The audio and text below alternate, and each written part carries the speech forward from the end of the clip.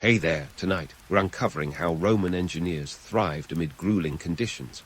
Not the Hollywood tale of endless marble and glory, but the reality of grit, ingenuity, and resilience that built an empire. If these stories help you unwind, I'd love a quick like or subscribe, but only if they're genuinely working for you.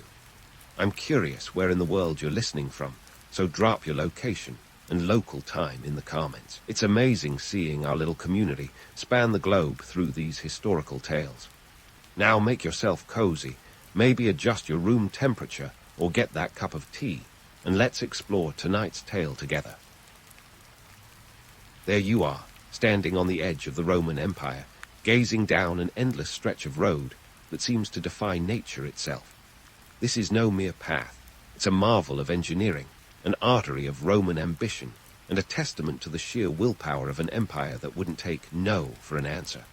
Welcome to the world of Roman roads, where every cobblestone is a chapter in the saga of human ingenuity and imperial power. Let's talk numbers, shall we? The Roman road network was nothing short of mind-boggling, stretching over 250,000 miles, enough to circle the globe 10 times. Yep, these roads were the original all roads lead to Rome deal, a transportation web spun by an empire that knew the value of connectivity long before the internet was a twinkle in humanity's eye. And why wouldn't they? Roads were the veins through which the lifeblood of the empire flowed. Armies, trade goods, messages, and let's not forget, tax collectors. But hold up, let's not romanticize this too much. Sure, the roads were impressive, but they didn't appear out of thin air. They were the result of back-breaking labor, often at the expense of enslaved people, soldiers, and sometimes just unlucky Roman citizens who found themselves in the wrong place at the wrong time. Picture this.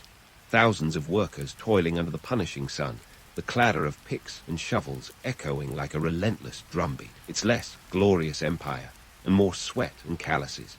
And the costs, oh, they were steep. Building these highways to imperial heaven wasn't cheap.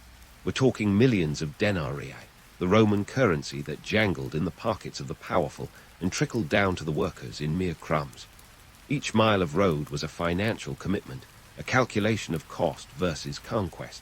It was like the Romans had their own version of a Kickstarter campaign, except instead of backers, they had taxpayers and a whole lot of forced labor.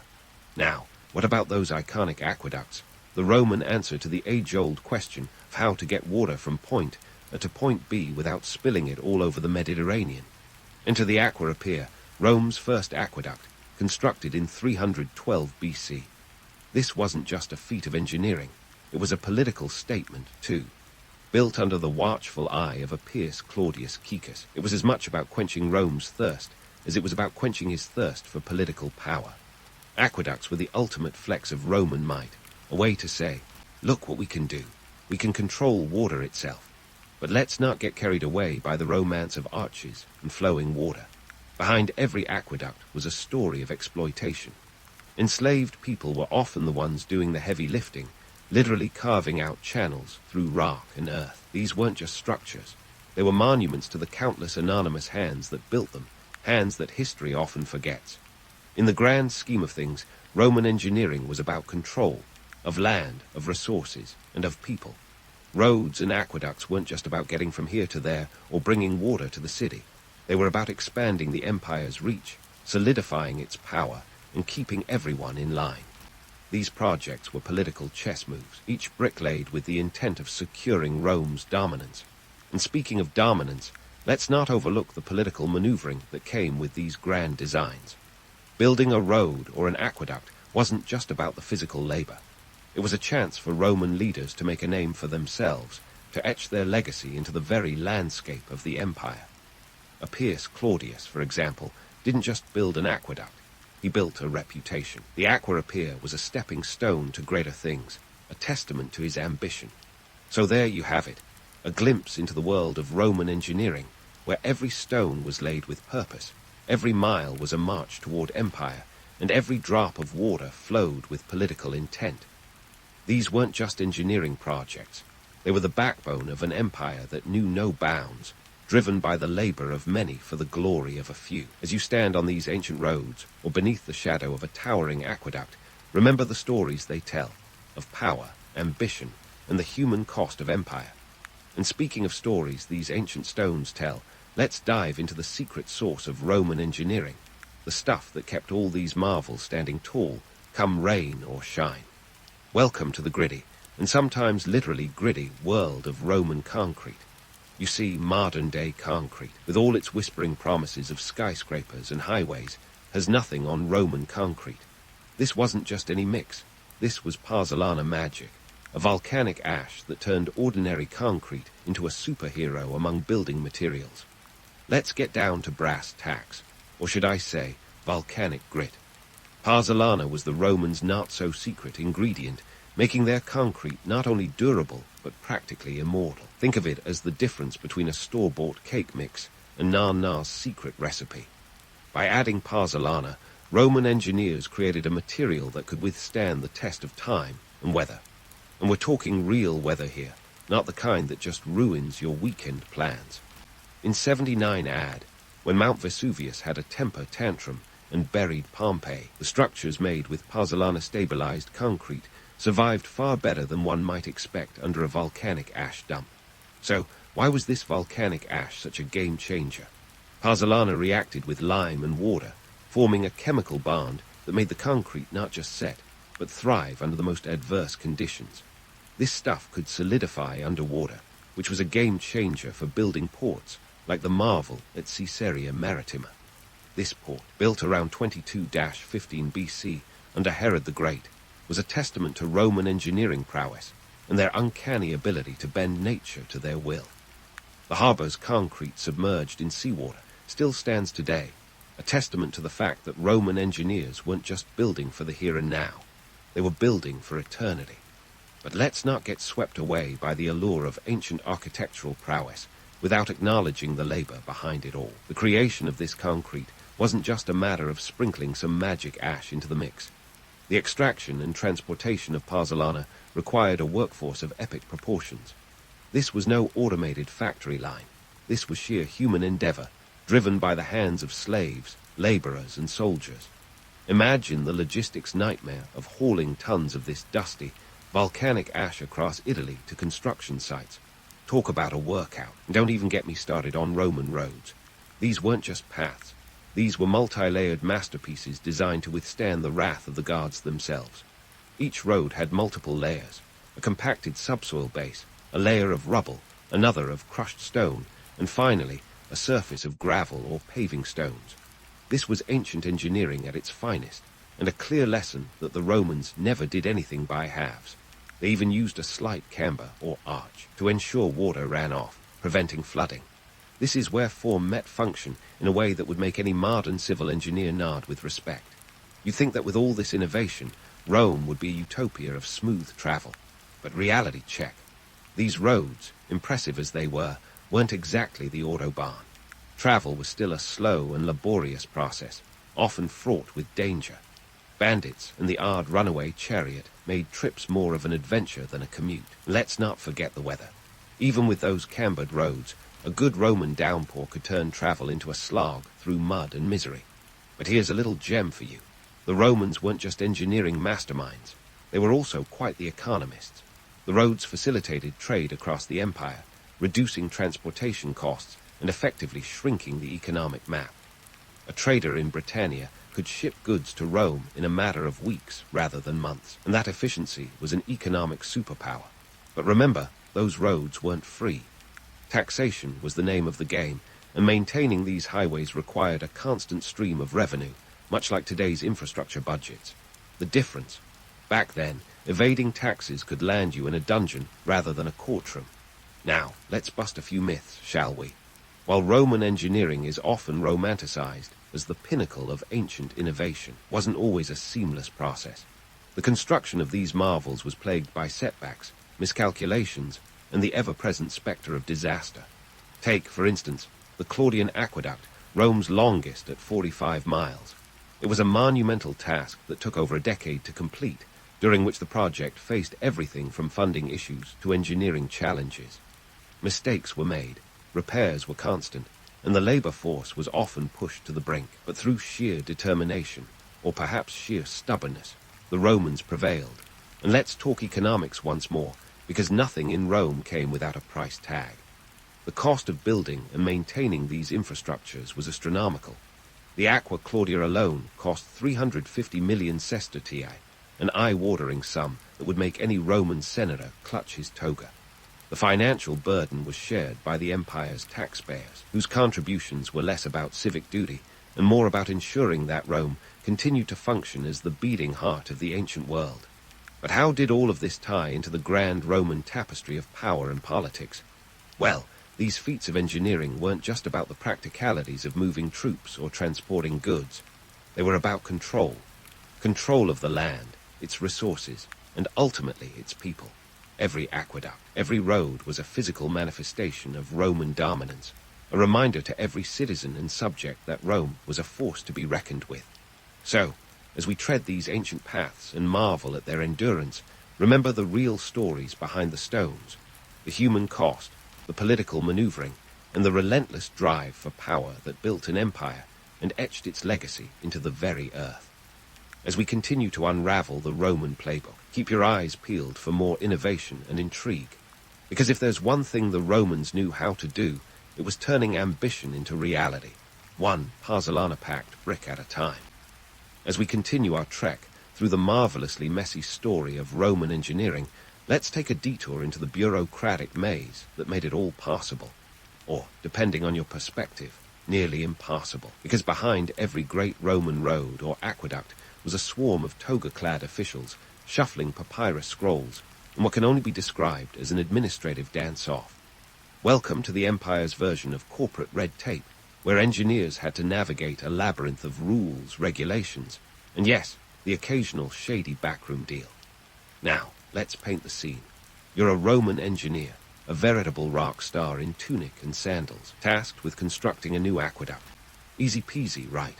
Well, only if you enjoy the delightful chaos of Roman bureaucracy. Imagine a world where every decision requires the blessing of a dozen different officials, each with their own agenda.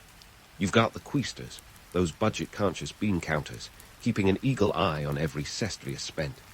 Meanwhile, the aediles, Rome's urban development czars, have their own ideas about where your aqueduct should start and end, often with little regard for pesky details like geography. It's not just the paperwork that threatens to drown you. Corruption was as much a part of Roman life as gladiator games and olive oil.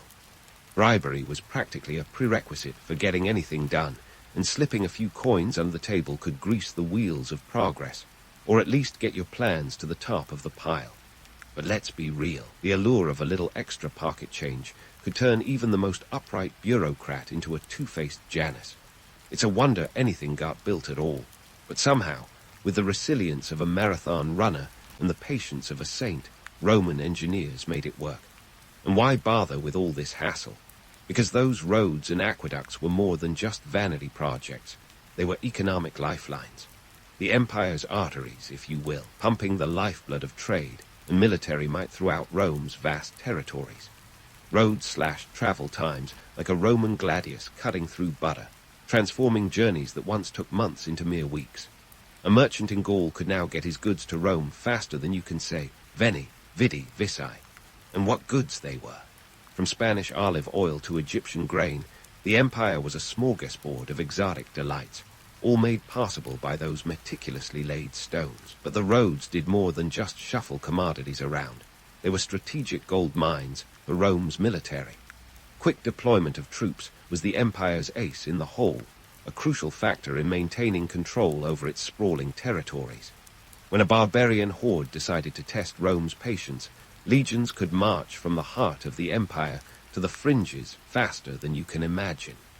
In essence, those roads were like the ancient equivalent of an interstate highway system, except with fewer roadside diners and more centurions. And while we're talking aqueducts, let's not forget their role in transforming urban life. These were the unsung heroes of Roman public health, delivering millions of gallons of fresh water to thirsty cities. Take the Aqua Marcia, for example, completed in 140 BC, which brought some of the purest water to Rome from the Anio Valley, over 56 miles away. It was a marvel of engineering, with a gradient so precise you'd think the Romans had access to laser levels. This liquid gold allowed Rome to grow, making it the ancient world's version of New York City, a bustling metropolis where anything was possible, provided you had the right connections. The impact of these engineering feats was felt far and wide, rippling through the economy like a pebble tossed into the Tiber.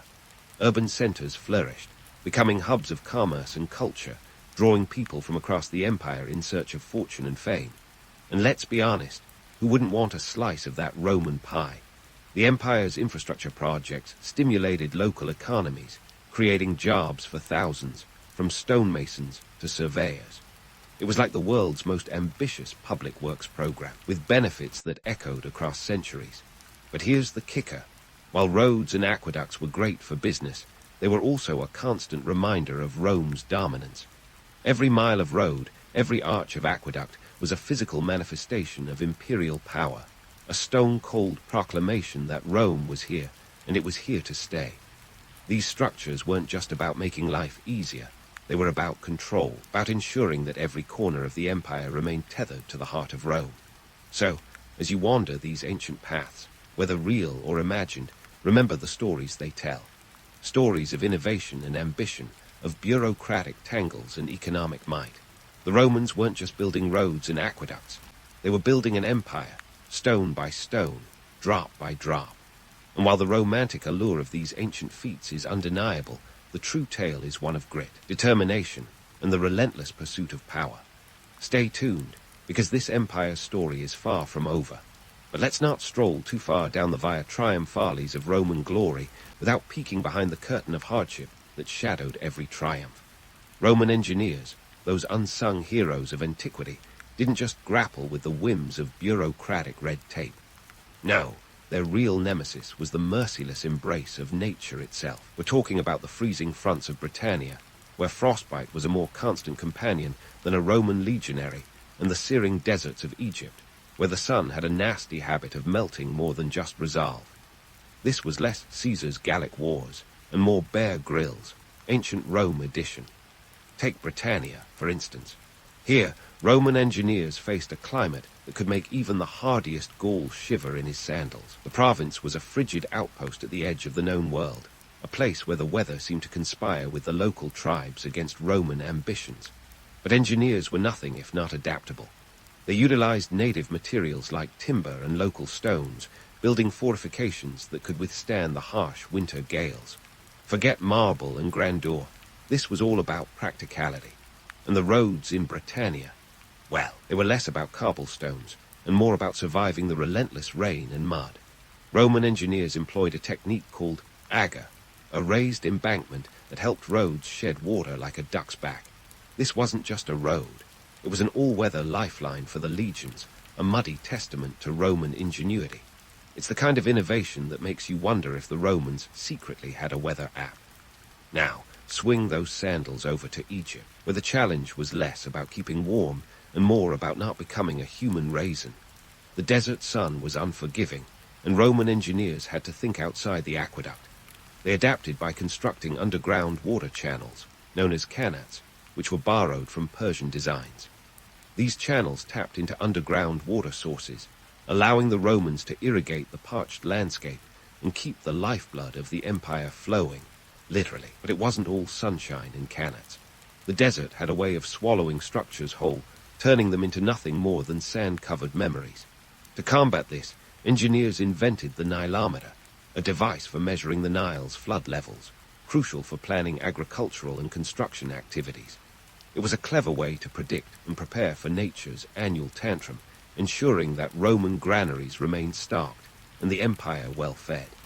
And speaking of tantrums, let's not forget the Earth's occasional fits of rage, otherwise known as earthquakes. The Roman Empire was no stranger to tectonic temper tantrums, especially in seismically active regions like Anatolia and Greece. Roman engineers, ever the problem solvers, reinforced structures with flexible joints and arches, which helped buildings sway rather than crumble. Think of it as an ancient version of shock absorbers. This wasn't just smart engineering, it was survival. However, for all their ingenuity, Roman engineers were often playing a perpetual game of catch-up against the forces of nature.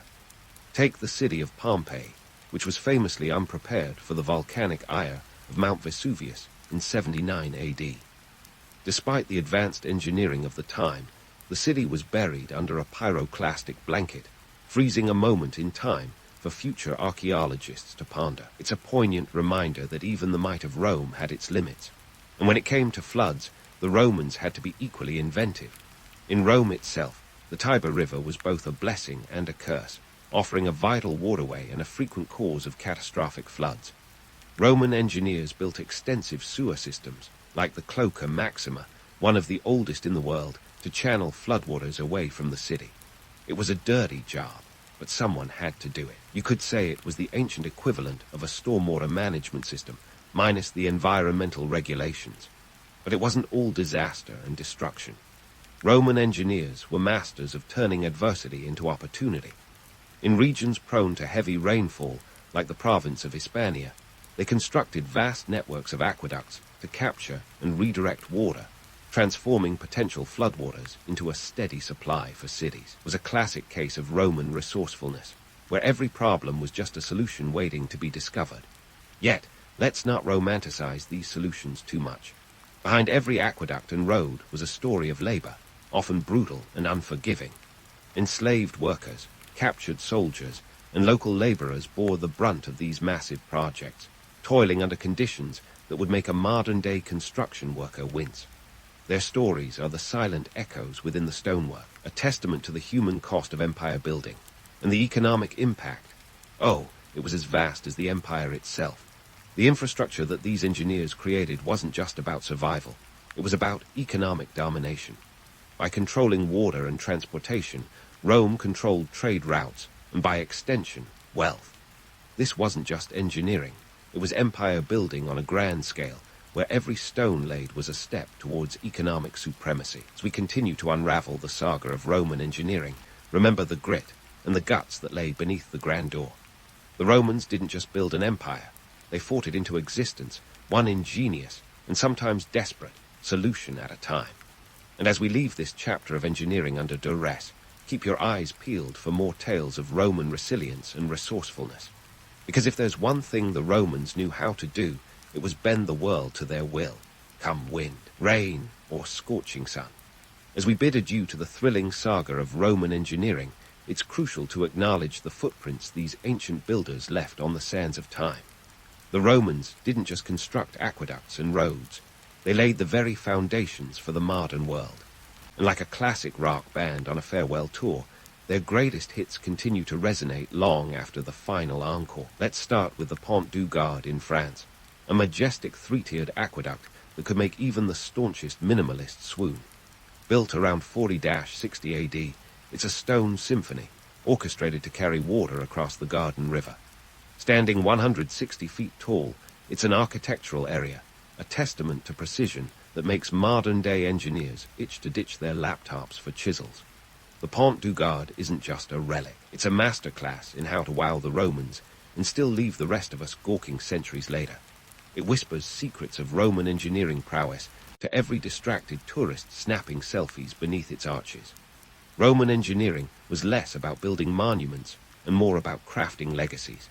Consider the Roman roads that crisscrossed Europe like an empire-wide game of connect the dots. They weren't just slabs of stone. They were the neural network of an empire, facilitating trade, communication, and all too important military maneuvers. Fast forward a few centuries, and these ancient highways inspired the roads of medieval Europe. The Via Appia, Rome's own Queen of Roads, became the blueprint for future thoroughfares, long before Google Maps was a glimmer in anyone's eye. And let's talk about Roman concrete, the original superhero of building materials. Its secret ingredient, volcanic ash, lent it a durability that defied the ages. Structures like the Pantheon in Rome, with its unreinforced concrete dome, still stand today as a testament to its enduring strength. This wasn't just a material, it was a revolution. The Romans were the first to use concrete on a massive scale, setting the stage for the concrete jungles we inhabit today. They even had their own version of green technology. Their concrete absorbed CO2 over time, proving that sometimes old dogs do have new tricks. But let's not paint this legacy with purely golden hues. Roman engineering was also a tale of exploitation and excess. Yes, they built marvels, but at a colossal human cost. Enslaved laborers and soldiers bore the brunt of these projects, their toil forgotten beneath the grandeur. It's a narrative as old as history itself, the glory of the few built on the backs of the many. And yet, it's this very duality, the romance of innovation and the harsh reality of its execution, that gives Roman engineering its timeless allure. Their legacy also includes a political and economic masterclass. Roman infrastructure was as much about power as it was about practicality. Roads and aqueducts weren't just there to make life easier. They were instruments of control, ensuring Rome's grip on its far-flung territories. They were the empire's way of saying, we're here, and we're here to stay. Resistance is futile. It's a story of might and strategy, where engineering genius met imperial ambition in a dramatic handshake. The Romans' influence didn't stop at concrete and cobblestones. Their approaches to urban planning laid the groundwork for future cities. The grid layout of Roman camps became the model for medieval towns, and eventually modern cities. The very concept of a sewage system owes a debt to Roman engineering, with the Cloaca Maxima in Rome being an ancient prototype of sanitation systems worldwide. The Romans didn't just build cities, they built civilizations, with an eye on both functionality and grandeur. So, as we wrap up this whirlwind tour of Roman engineering, let's take a moment to appreciate the indelible mark they left on history. Their structures, techniques, and innovations were not mere feats of brick and mortar, but bold statements of empire and ambition. And while their achievements are often shrouded in myth and romance, the reality is far more compelling. A story of human ingenuity, resilience, and the relentless pursuit of greatness. In the end, the Romans were more than just builders of roads and aqueducts. They were architects of legacy.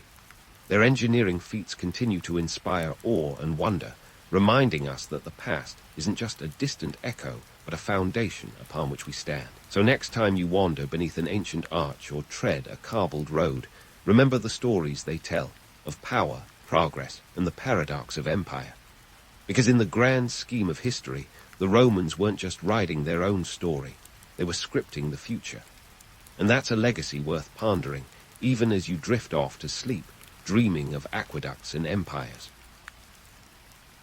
In the twilight zone between myth and history, there's a civilization that would give even Indiana Jones a run for his money, the Etruscans. Picture them strutting onto the stage of ancient Italy like they owned the place. Because, for a while, they kind of did. These folks were the region's original overachievers, blending mysterious origins with a knack for urban planning that would make today's city developers weep with inadequacy. The Etruscans didn't just pop out of nowhere. By around 900 BCE, they were already living it up in central Italy, in what we now call Tuscany, Lazio, and Umbria. Their origins are a bit murky, like trying to see through your windshield on a foggy morning. While Herodotus, that ancient gossip columnist, suggested they hailed from Lydia in modern Turkey, DNA studies are more like, nah, they're probably homegrown Italians. Whoever's right, one thing's for certain. These people knew how to build a civilization that would make the Romans sit up and take notes. Now, when the Romans were still wearing diapers, the Etruscans were busy laying down the law on urban development.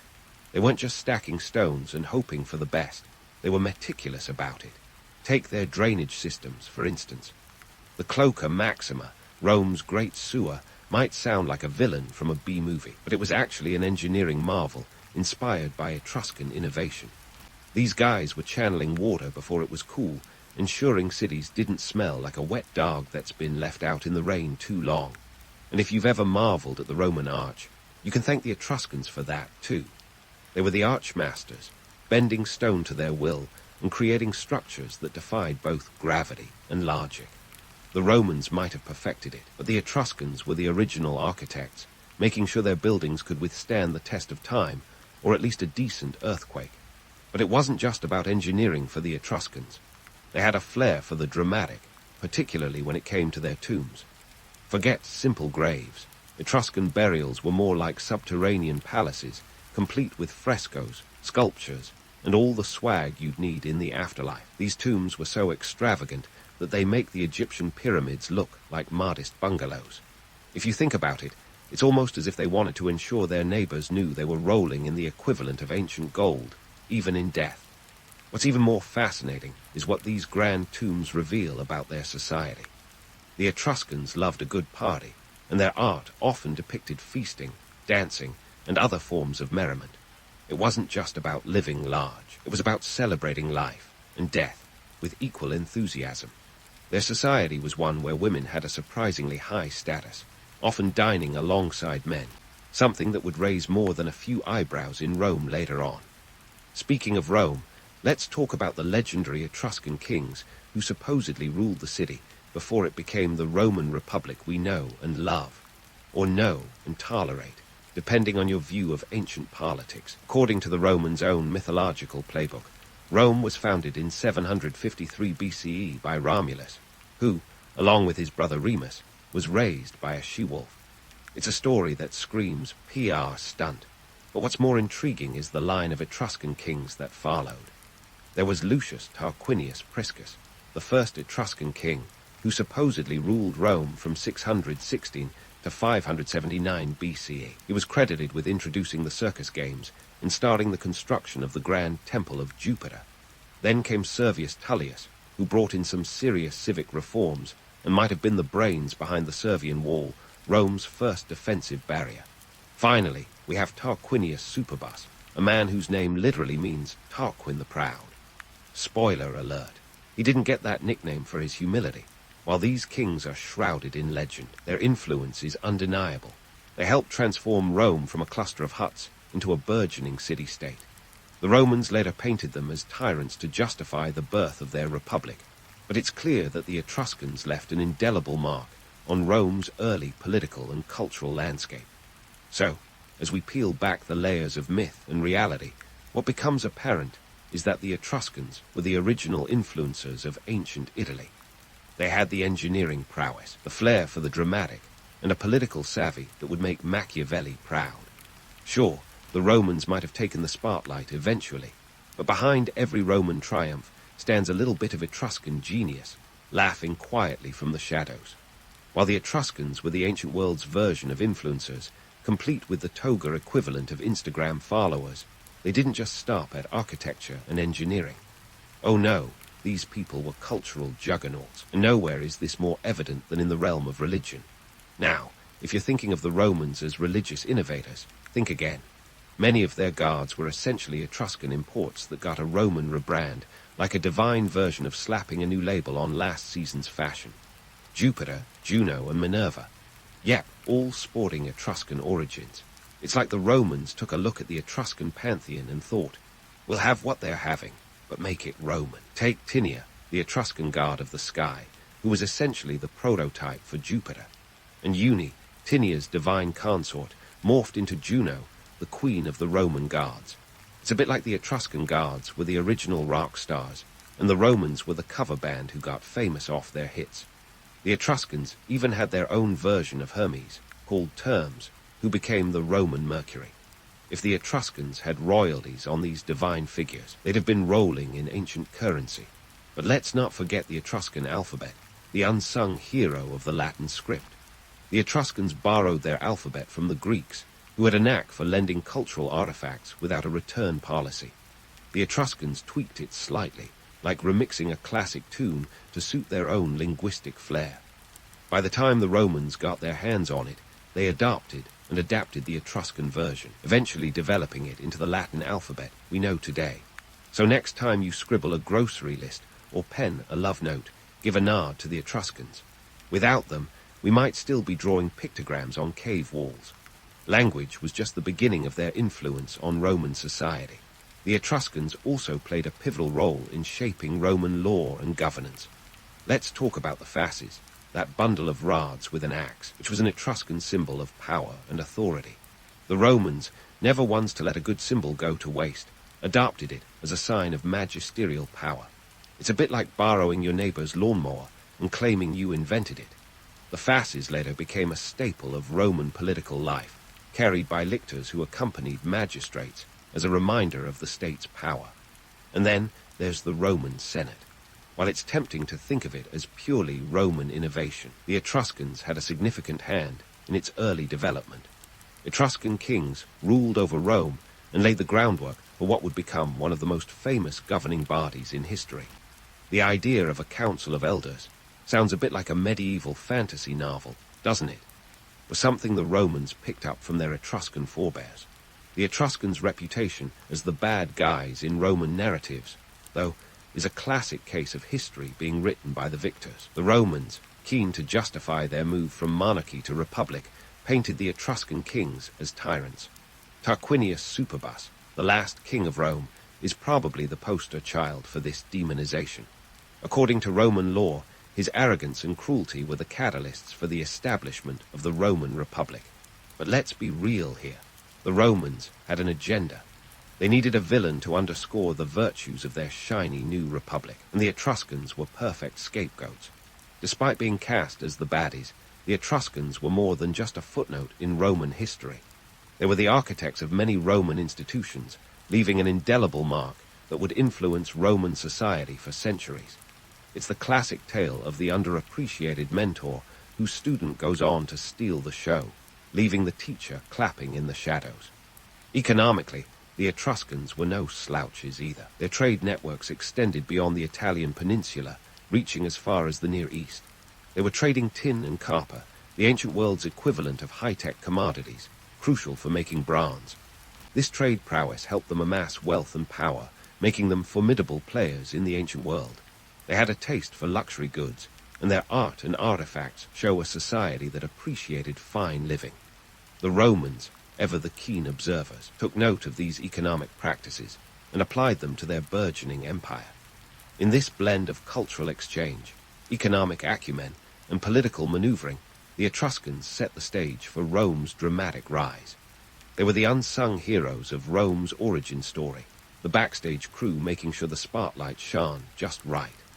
As we continue to unravel the tale of Rome's ascent, it's worth remembering that behind every Roman achievement there's a whisper of Etruscan ingenuity, a reminder that even the greatest empires are built on borrowed greatness. Speaking of borrowed greatness, let's get into the nitty-gritty of the Etruscans' economic prowess. Imagine a time when the Mediterranean Sea was the ancient world's superhighway, bustling with trade ships rather than tourist cruises. The Etruscans were like the savvy traders with a GPS, while everyone else was fumbling with paper maps. Their trade networks extended from the Italian peninsula to the far reaches of the Near East, making them the Jeff Bezos of the ancient world, minus the questionable labor practices. Though, who knows? These guys weren't just dabbling in trade for the sake of collecting exotic trinkets. Their economy was built on solid foundations like agriculture and metalwork. Picture the Etruscans as the ancient agribusiness moguls, with fertile lands producing wheat, barley, and olives. They had a climate that could make even the sun blush, perfect for cultivating these crops, which they then traded with neighbors who weren't as agriculturally blessed. In fact, their agricultural techniques were so advanced that they even managed to coax a decent grape harvest out of the rocky hillsides of Tuscany, paving the way for Roman viticulture. So, the next time you sip on a Chianti, give a little toast to these ancient vintners. But it wasn't all about what grew from the ground. The Etruscans were metalwork maestros, crafting bronze and iron like nobody's business. Their skill in metalwork wasn't just about making shiny trinkets to bedazzle their outfits. It was about creating weapons, tools, and even chariots that made them formidable in both trade and warfare. Imagine a time when having a good swordsmith was like having the best IT department around. Their expertise in metallurgy allowed them to produce goods that were highly sought after across the Mediterranean. They weren't just selling commodities, they were exporting innovation. And let's not forget about the mining operations. The Etruscans had access to rich mineral resources, notably in the regions of Tuscany and Umbria. These areas were the Silicon Valley of ancient metal production. They extracted copper and iron in quantities that would make a modern mining executive drool. This access to resources gave them a competitive edge, allowing them to produce metal goods at a scale that others simply couldn't match. Their capability to turn raw resources into high-quality products was a key factor in their economic might. Now, let's talk trade. The Etruscans were trading tin and copper, which were essentially the lithium and cobalt of their day, essential for making bronze. They were wheeling and dealing with the Greeks, the Phoenicians, and even the Egyptians, establishing themselves as a crucial link in the ancient world's supply chain. This wasn't just about moving goods, it was about moving ideas and influences. Each trade interaction was a cultural exchange, bringing back not just goods, but also new artistic styles, religious practices, and even culinary techniques. You could say the Etruscans were the original cultural influencers long before the term was hijacked by social media. And here's where we start to bust a few myths about Roman self-sufficiency. The Romans liked to paint themselves as the ultimate self-made civilization, but in reality, they were more like the trust fund kids of the ancient world. They inherited a wealth of knowledge and resources from the Etruscans, who had already paved the way with their sophisticated trade networks. The Romans might have been good at expansion and conquest, but their initial economic model was heavily Etruscan-inspired. They learned the ropes of commerce and trade by watching their northern neighbors, absorbing everything from their agricultural practices to their trading strategies. This influence extended beyond just economic practices. The Etruscans' social structures, which were flexible and somewhat egalitarian for the time, also seeped into Roman society.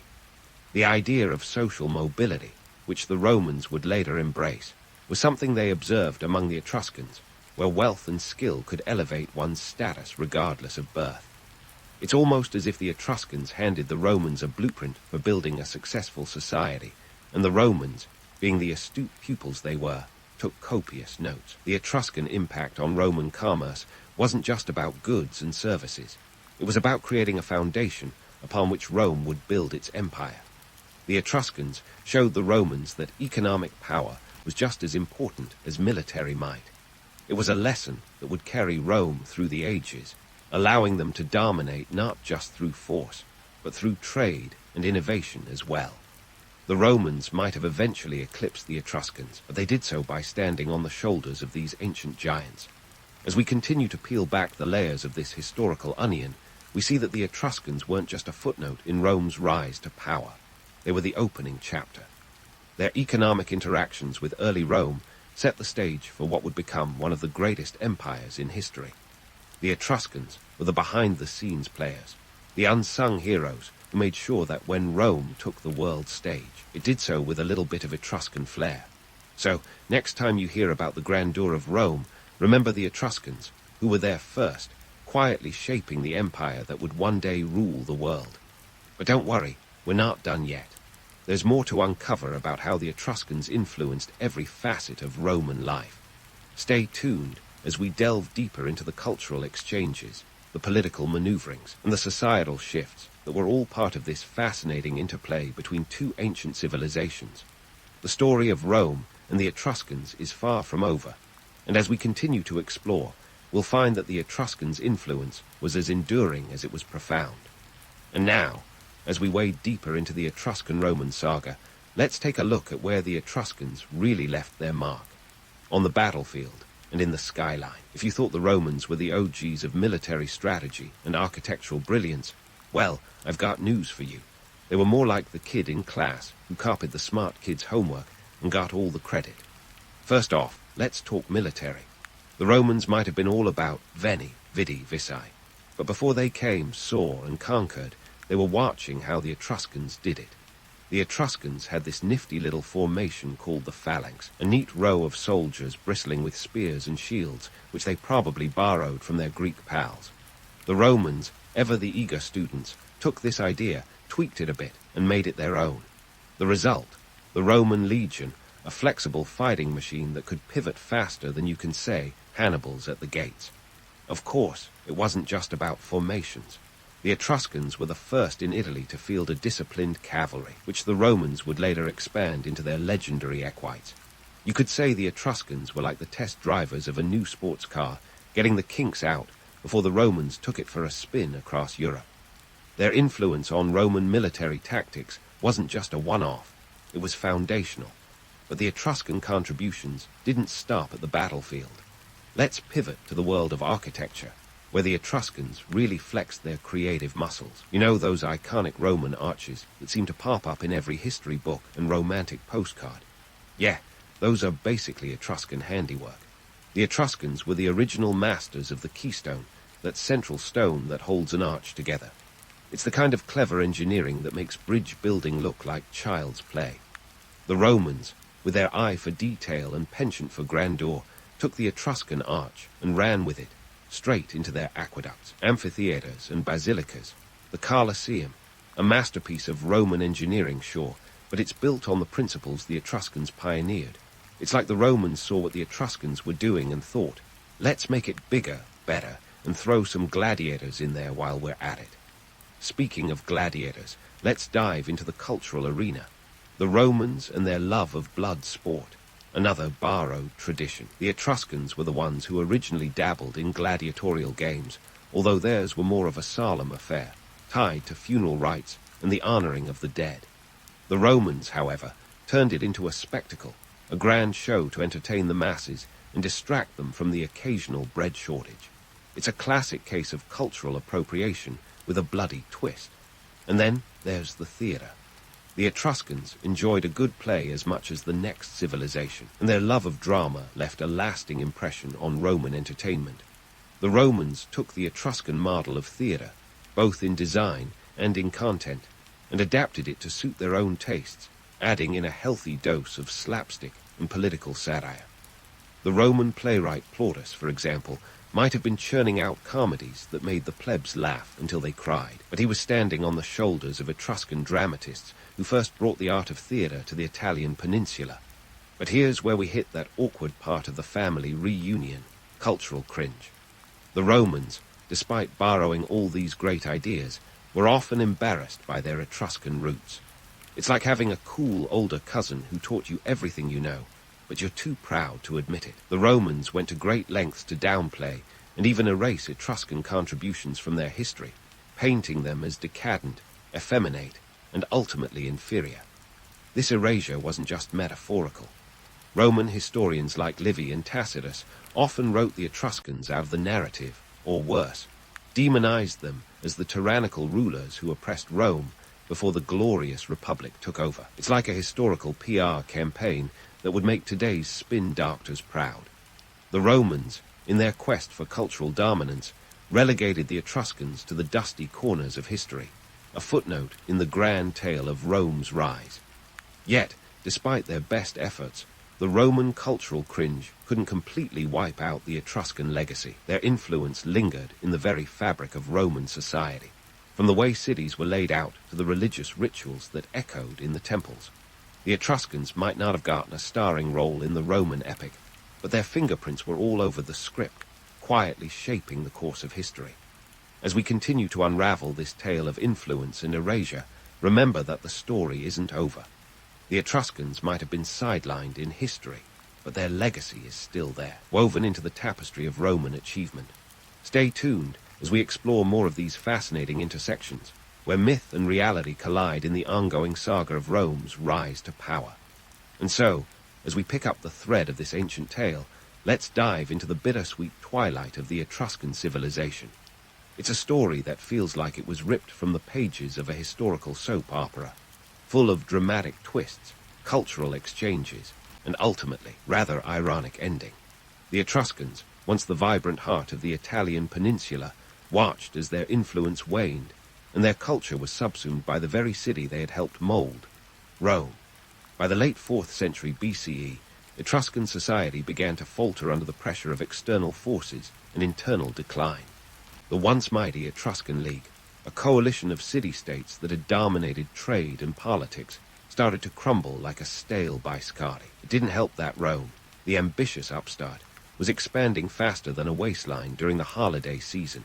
The Romans had taken to empire building with a vengeance, and the Etruscans were caught in the crossfire. The Etruscans faced off against Rome in a series of conflicts known as the Roman-Etruscan Wars, which, despite their dramatic name, were less about epic battles and more about a slow grind of attrition. By 264 BCE, Rome had successfully annexed the last independent Etruscan city, Valsinii. It was a bit like watching a slow-motion train wreck, where you can see the disaster coming, but there's nothing you can do to stop it. Economically, the Etruscans found themselves outmaneuvered. Their trade networks, once the envy of the Mediterranean, were overshadowed by Roman expansion.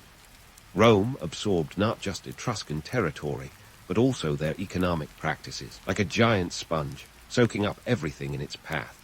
The Etruscans, who had pioneered trade with the Greeks and Phoenicians, now found themselves sidelined in the very world they had helped shape.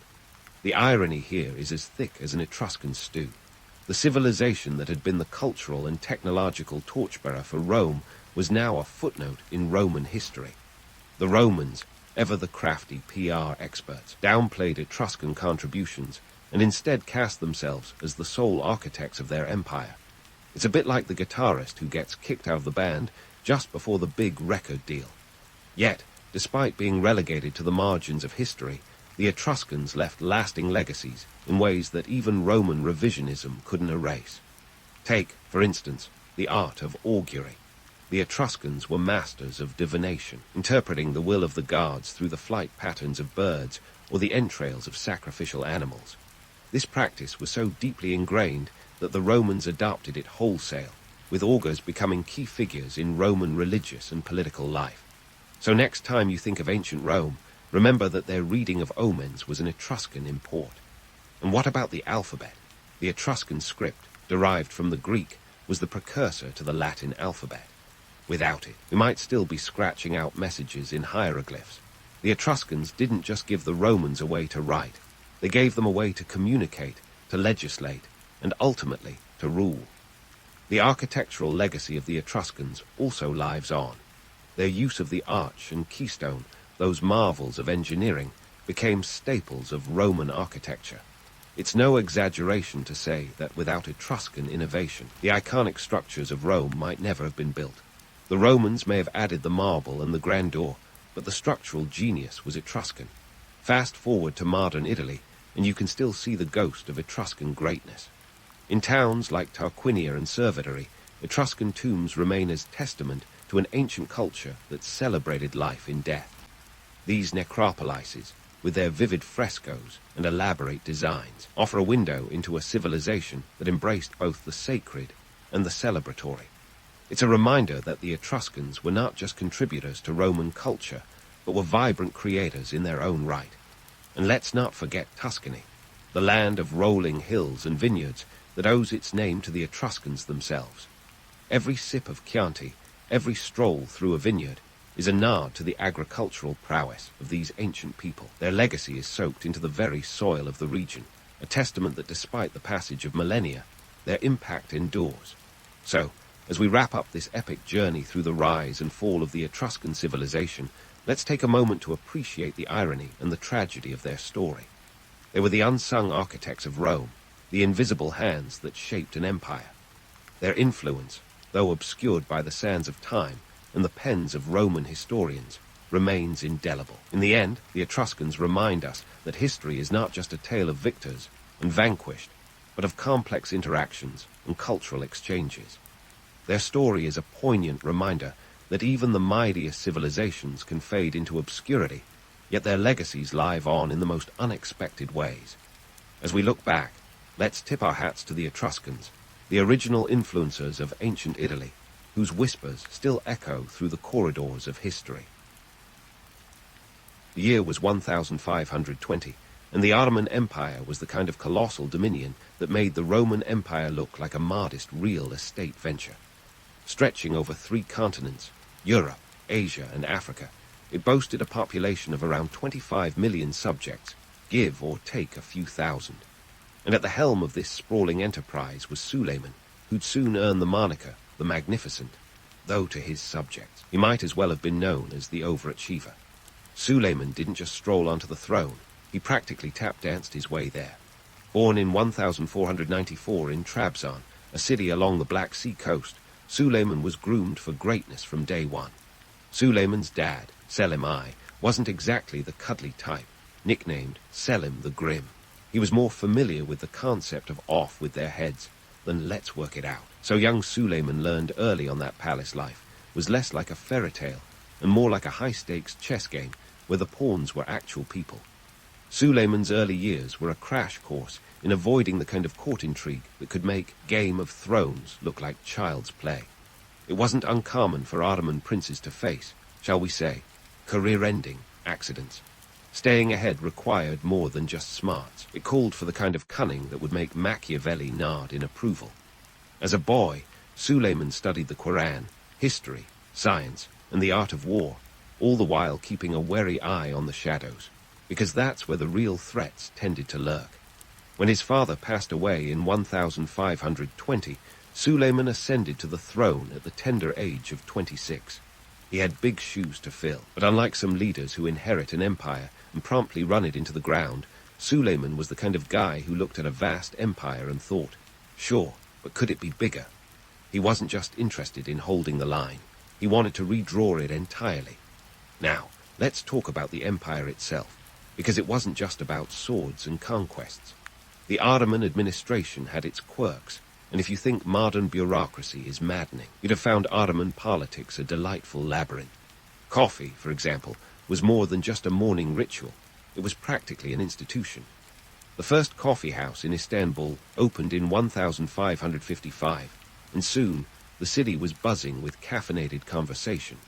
But woe betide anyone who drank coffee during the fasting hours of Ramadan or, heaven forbid, criticized the Sultan at a cafe. Both were offenses that could land you in hot water, or worse. Then there were the beards. Yes, beards. In Suleiman's time, facial hair was a matter of serious statecraft. A well-kept beard was a sign of wisdom and dignity, and let's not even start on the mustache regulations. If you were caught trimming it in a way that displeased the Sultan, you could find yourself on the wrong side of a very sharp razor. Underneath these quirks, though, was a serious powerhouse of an empire. Suleiman was no slouch when it came to administration. He reorganized the legal system, earning him another nickname, the lawgiver. It's like he had a checklist and overhaul legal code, was just sandwiched between conquer more territories and build architectural wonders. Laws under his rule were comprehensive, addressing everything from criminal justice to the rights of non-Muslims, which were actually protected. A pretty radical concept for the time, but let's not sugarcoat it. Suleiman's reign wasn't all enlightened policies and golden ages. He expanded the empire's reach with campaigns that made the military-industrial complex of today look like a weekend hobby. In 1521, he captured Belgrade, and by 1526, the Battle of Mohawks saw a decisive victory over the Kingdom of Hungary. It was efficient, brutal, and undeniably effective, with the Ottoman army proving that they could sweep through Europe like a well-oiled machine of conquest.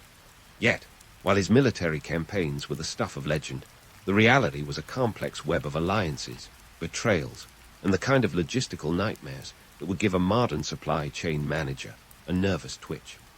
Maintaining control over such a vast empire required more than just force. It needed a deft hand in diplomacy and a bottomless purse to keep the wheels greased. Suleiman wasn't just a conqueror and a lawgiver. He was also a patron of the arts and sciences.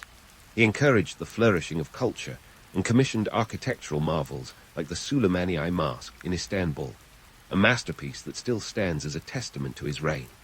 Under his watch, the empire became a melting pot of cultures, where art and knowledge cross-pollinated in ways that left lasting impacts on both East and West.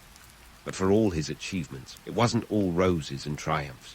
Suleiman's personal life was as complex as his political one. His love affair with Roxolana, a former slave who rose to become his legal wife and mother to several of his children, was the stuff of gossip and drama worthy of any royal saga. Their relationship was unusual for the time, with Roxolana wielding significant influence, much to the chagrin of the traditionalists at court.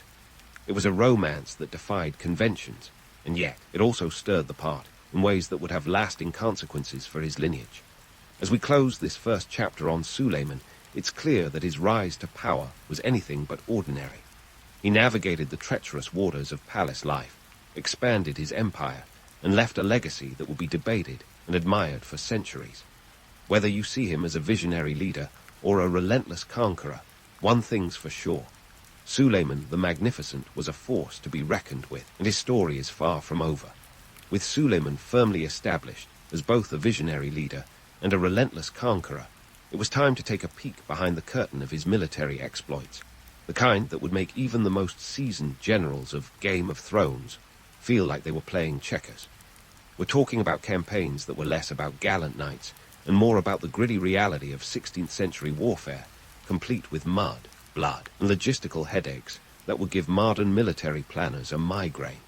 First on the docket was the siege of Vienna in 1529. Now, if you think Vienna was just the land of waltzes and pastries back then, think again. It was a strategic gem, the gateway to Western Europe, and Suleiman had his eyes set on it like an eagle on a particularly juicy rabbit. His army, a staggering force of around 120,000 soldiers, was like a well-oiled machine, and not the kind you'd find at your local auto repair shop. This was the Ottoman military juggernaut, an intricate system of janissaries, sepahis, and artillery that made medieval European armies look like enthusiastic but disorganized mobs. The janissaries, Suleiman's elite infantry, were no ordinary soldiers. Originally Christian boys taken as tribute and converted to Islam. They were trained from a young age to be fiercely loyal and frighteningly effective.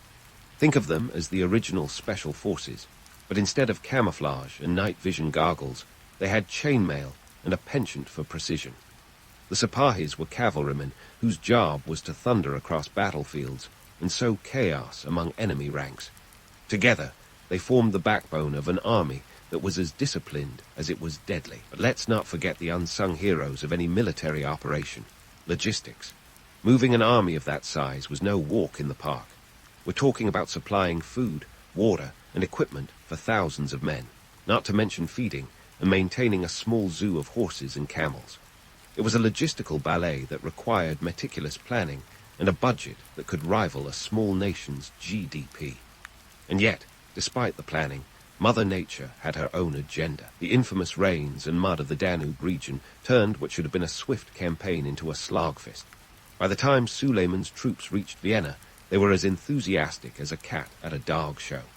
The siege itself was a high-stakes chess game, with both sides digging in for a grueling contest of wills. The defenders of Vienna, though heavily outnumbered, were tenacious. They fortified their walls and prayed the Ottomans would tire before they cracked. And crack they did, not the walls, but the Ottomans' resolve. After weeks of siege warfare, the weather and fierce resistance forced Suleiman to withdraw. Vienna remained unconquered, a thorn in the side of the Ottoman expansion. But hey, not every chapter in history gets a neat ending, and this was one of those messy, muddy footnotes that shaped the fate of Europe. Now, let's rewind a bit to a different stage for Ottoman ambition: the conquest of Rhodes in 1522. This wasn't just any island. It was a stronghold of the Knights Hospitaller, a fierce bunch who'd been a thorn in the Ottomans' naval side for years. If the siege of Vienna was a damp squib, the siege of Rhodes was a fireworks display of military might. Suleiman's forces, numbering some 100,000 men, faced off against about 7,000 knights and soldiers. Talk about David versus Goliath. But in this case, Goliath had cannons. The siege lasted for 6 months, a brutal testament to the knights' tenacity and, quite frankly, their stubbornness. Suleiman employed a mix of diplomacy and raw power, offering terms of surrender that would allow the knights safe passage. But when those were refused, it was back to the old-fashioned method: relentless bombardment. The Ottomans eventually breached the walls, and the knights, faced with annihilation, accepted Suleiman's terms. In a rare act of chivalry, he allowed them to leave with honor intact, a decision that showed Suleiman wasn't just about head-sharping for emphasis. Sometimes, a touch of diplomacy went a long way. These campaigns underscore Suleiman's unique approach to leadership, an unpredictable blend of negotiation and sheer force. At times, he was the diplomat; at others, the executioner. It was a balancing act of carrot and stick, with the occasional head rolling to remind everyone who was boss. But while the romance of conquest makes for great stories, the reality on the ground was gritty and grim. Campaigns were costly, not just in treasure, but in human lives, and maintaining control over conquered territories demanded more than just military might. It required administrative prowess, and yes, a touch of that dreaded bureaucracy. Suleiman's military campaigns weren't just about land and power. They were about securing trade routes and consolidating economic strength. The Ottomans controlled key positions along the Silk Road and Mediterranean, making them a pivotal player in global trade networks. This wasn't just about flexing military muscle. It was about ensuring the empire's coffers were filled, because let's face it, empires run on coin as much as on conquest. Yet for all his military successes, not every campaign was a triumph. The siege of Vienna proved that even Suleiman, the magnificent strategist, had his limits. But every setback was a lesson, and Suleiman was nothing if not a quick study. His blend of diplomacy and military might was a masterclass in leadership, a reminder that even in the brutal world of empire building, there was room for strategy beyond the sword. As we leave Suleiman's military theater for now, remember that his story doesn't end with victories and defeats. There's more to explore in his world of shifting alliances, cultural exchanges, and the kind of court intrigue that would make any royal drama look like amateur hour. So, stay tuned, because the tale of Suleiman the Magnificent is far from over, and the next chapters promise even more twists and turns. And speaking of twists and turns, let's dive into the juicy personal life of Suleiman the Magnificent. If you thought his military campaigns were dramatic, wait until you hear about his love life. Enter Roxolana, the woman who spun a tale of romance, power, and intrigue that would make any soap opera writer envious. Born as Alexandra Lisowska, she was a Ukrainian girl who found herself in the Ottoman Empire under circumstances that were anything but romantic, captured by Crimean Tatars and sold into slavery. Yet, somehow, she ended up as one of the most powerful women in the empire. Talk about a career trajectory that defies conventional wisdom. Roxolana, known in the harem as Hurrem Sultan, didn't just catch Suleiman's eye, she captured his heart, mind, and a significant chunk of his decision-making process. You see, the Ottoman harem was less like an exotic fantasy and more like a political minefield. It was a place where women wielded influence in ways that would make modern power brokers nod in approval. Hurrem wasn't just playing the game, she was rewriting the rules. Now the harem was a complex institution, part domestic arrangement, part political strategy. It was home to hundreds of women who were, to put it delicately, in training for potential roles as consorts or mothers to future sultans. The stakes were high. Producing a male heir could elevate a woman to the status of Valide Sultan, the sultan's mother, wielding extraordinary influence. For Hurrem, the stakes were not just personal but political. Her relationship with Suleiman broke with long-standing traditions, as she became not only his favorite, but also his legal wife, a move that sent shockwaves through the conservative corridors of power. Their love story is often painted in the soft hues of romance, but let's not get carried away. While they did exchange poetry that would make even Shakespeare blush, their relationship was also a strategic alliance. Hurrem was astute, cunning, and had a knack for political maneuvering that would make Machiavelli proud. She bore Suleiman several children, including the future Sultan Selim Roman II, securing her status and influence. This wasn't just a love affair. It was a partnership with both hearts and minds fully engaged in the art of empire building. But it wasn't all love letters and moonlit serenades. Hurrem's rise was met with resistance and sparked jealousy within the harem and beyond. She was accused of witchcraft, manipulation, and worse. But these accusations often say more about the anxieties of male courtiers and sidelined rivals than about Hurrem herself. Her influence was undeniable, and she used it to advocate for her children, ensuring their positions within the empire were secure. Hurrem's story is often romanticized, but let's not ignore the grit behind the glamour. She navigated a world where women's power was often hidden behind the veil of domesticity. Her legacy is one of both love and strategic acumen, a reminder that the personal is often political in the grand tapestry of history. And speaking of personal expressions, let's not forget Suleiman's poetic endeavors. The Sultan wasn't just a military strategist and legal reformer. He was also a poet, writing under the pen name Muhibi, which means lover.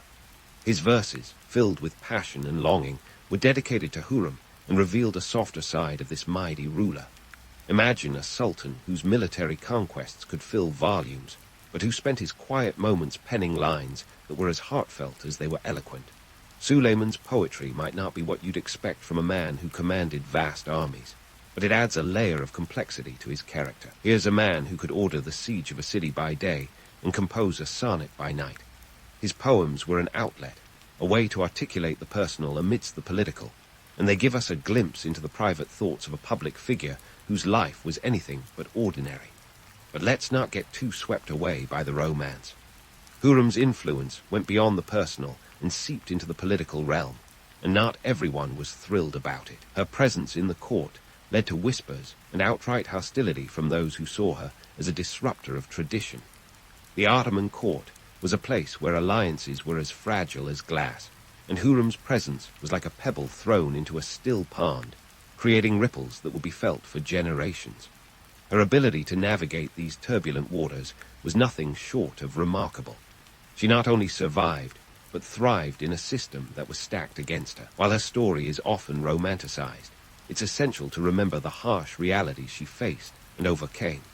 She wasn't just a character in a love story. She was a player on the grand stage of history, and her moves were as calculated as they were impactful. So, while Suleiman and Hurrem's relationship is often painted in the soft glow of romance, it's worth remembering that their story was as much about power as it was about love. It's a testament to the complexity of human relationships and the intricate dance of politics and personal ambition. Their legacy is a reminder that history is never just black and white. It's a tapestry of shades, woven together by the actions of those who dared to defy the norms. As we wrap up this chapter on Suleiman's personal life, it's clear that his relationship with Hurrem was a pivotal part of his reign. It was a partnership that defied conventions and reshaped the dynamics of power within the Ottoman Empire. But the story doesn't end here. There's more to uncover about Suleiman's world, from the cultural flourishing under his rule to the ongoing political intrigues that would shape the future of the empire. Stay tuned as we continue to unravel the tale of Suleiman the Magnificent, a ruler whose legacy is as multifaceted as the empire he built. As we pivot from the romantic entanglements of Suleiman's life, let's dive into the realm of legal reform, where Suleiman truly earned his stripes as the lawgiver. Now, before you roll your eyes at the idea of discussing legal codes, imagine for a moment a lawmaker whose reforms were as groundbreaking as a smartphone in the 1500. Suleiman's legal overhaul didn't just earn him accolades. It was a revolution in governance that kept his empire from collapsing under its own weight. Picture the Ottoman Empire as a massive, sprawling corporation with Suleiman as its CEO. With territory stretching from the fringes of Europe to the deserts of Arabia, managing this behemoth required more than just charisma. It needed a robust legal framework. Before Suleiman, the empire's laws were a patchwork quilt of decrees and edicts, a legal maze that would have made even the most seasoned lawyers reach for the aspirin. Suleiman took the Ottoman legal code and gave it a much-needed facelift. He streamlined the judicial system, ensuring consistency across the empire, which was no small feat. Try herding cats, and you'll get a sense of the challenge he faced.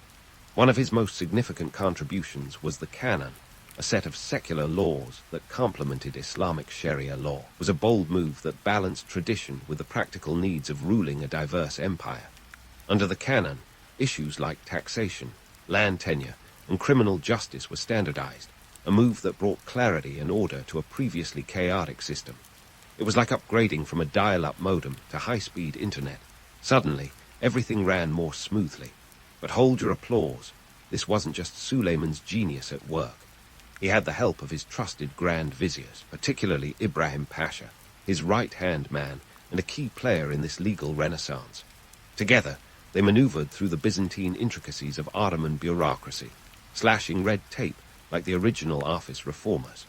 Suleiman's reforms allowed for a more efficient administration, which meant more money flowing into the empire's coffers, a win-win if ever there was one. Speaking of money, let's not forget that these reforms also had economic implications. By streamlining tax collection and land administration, Suleiman ensured the empire's economy could support its mammoth military machine.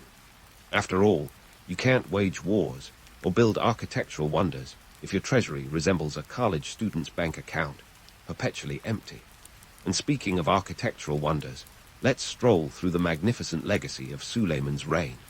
The architectural boom that transformed Istanbul into a city of stunning skylines. At the heart of this transformation was the Suleimani Mosque, a structure so awe-inspiring that it's the architectural equivalent of a mic drop. Designed by the legendary architect Mimar Sinan, the mosque wasn't just a place of worship. It was a statement, a testament to the empire's grandeur and Suleiman's vision.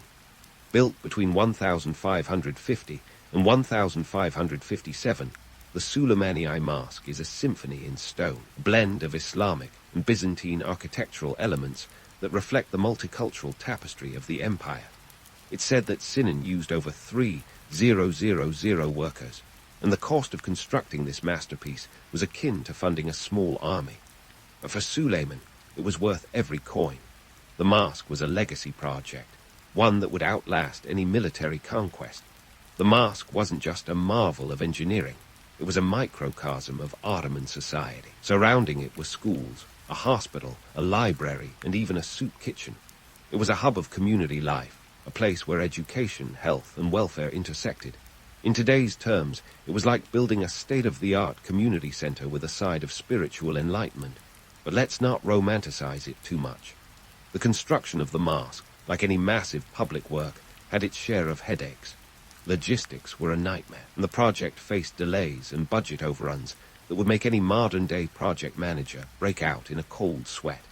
Yet, through sheer determination, and perhaps a bit of divine intervention, the mosque was completed, standing as a crowning achievement of Suleiman's reign. While the Suleimani Mosque is the most visible symbol of Suleiman's architectural patronage, it was far from the only one. Under his rule, the empire saw a flurry of construction projects, from bridges and aqueducts to palaces and fortresses. This building spree wasn't just about showing off. It was a strategic move to bolster the empire's infrastructure, ensuring it could handle the demands of a growing population and an expanding territory. Now, let's pause and consider why this matters.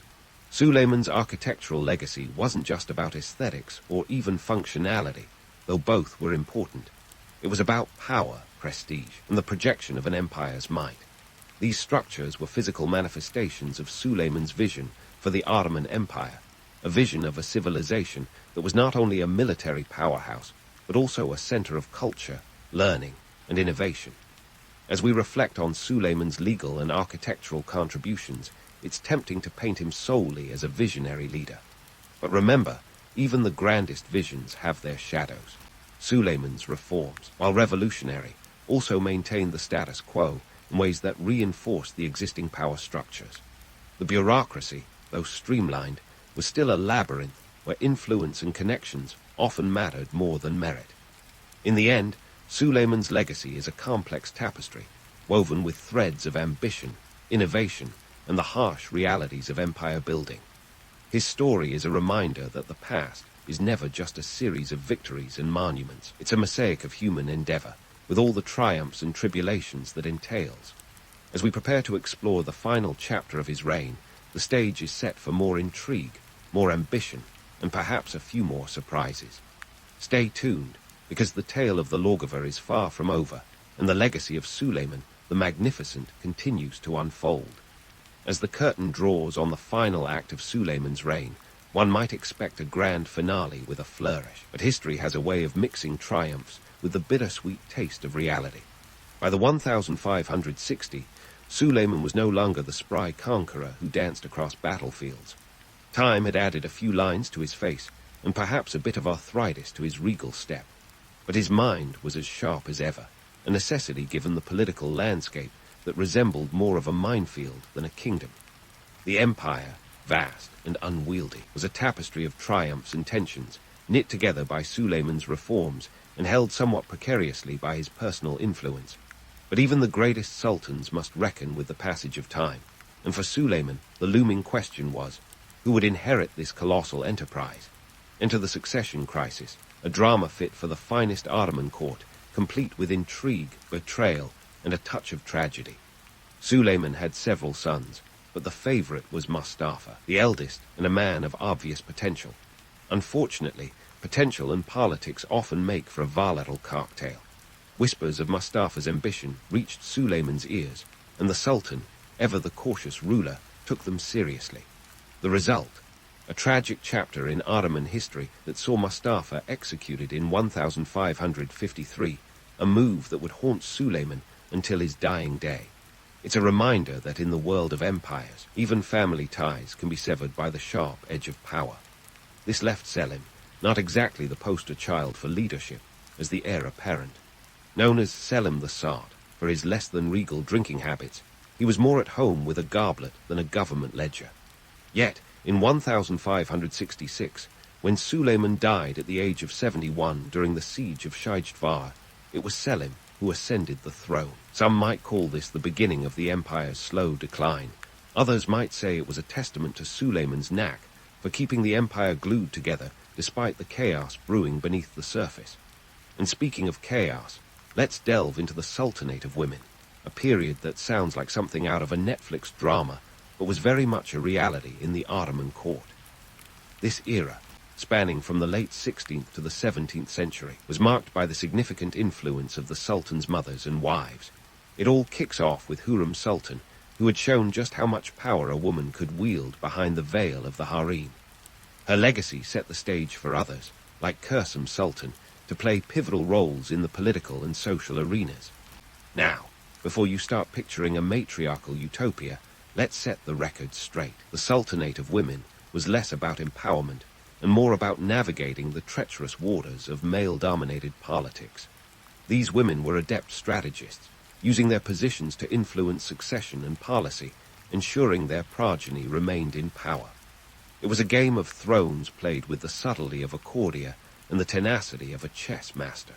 Yet, it also highlighted the cracks in the Ottoman political system, where the absence of a strong sultan led to an increase in courtly intrigue and power struggles. As we weigh Suleiman's legacy, the question of whether he was truly magnificent or merely a master of optics looms large. On one hand, his reign was a period of unparalleled expansion and cultural flourishing. The Suleimani mask still dazzles, and his legal reforms laid a foundation that would endure long after his time. Yet, for all the grandeur, there was also a darker side, a ruler who, despite his wisdom, couldn't escape the personal tragedies and political pitfalls that come with absolute authority. Perhaps Suleiman's greatest feat was his ability to be both a visionary and a pragmatist. He understood that power was not just in the sword, but in the pen, the law, and the subtle art of governance. His reign was a testament to the complexity of human nature, where ambition and compassion, wisdom and folly often walked hand in hand. Whether magnificent or not, Suleiman's impact was undeniable, a ruler who reshaped the contours of his empire and left a legacy that will be debated and dissected for centuries. In the end, Suleiman's story is a reminder that history is never just a tapestry of victories and monuments. It's a mosaic of human endeavors, woven with the threads of ambition, innovation, and the harsh realities of empire building. His life was a blend of romance and reality, where the legends often glossed over the grit and grime of ruling one of history's greatest empires.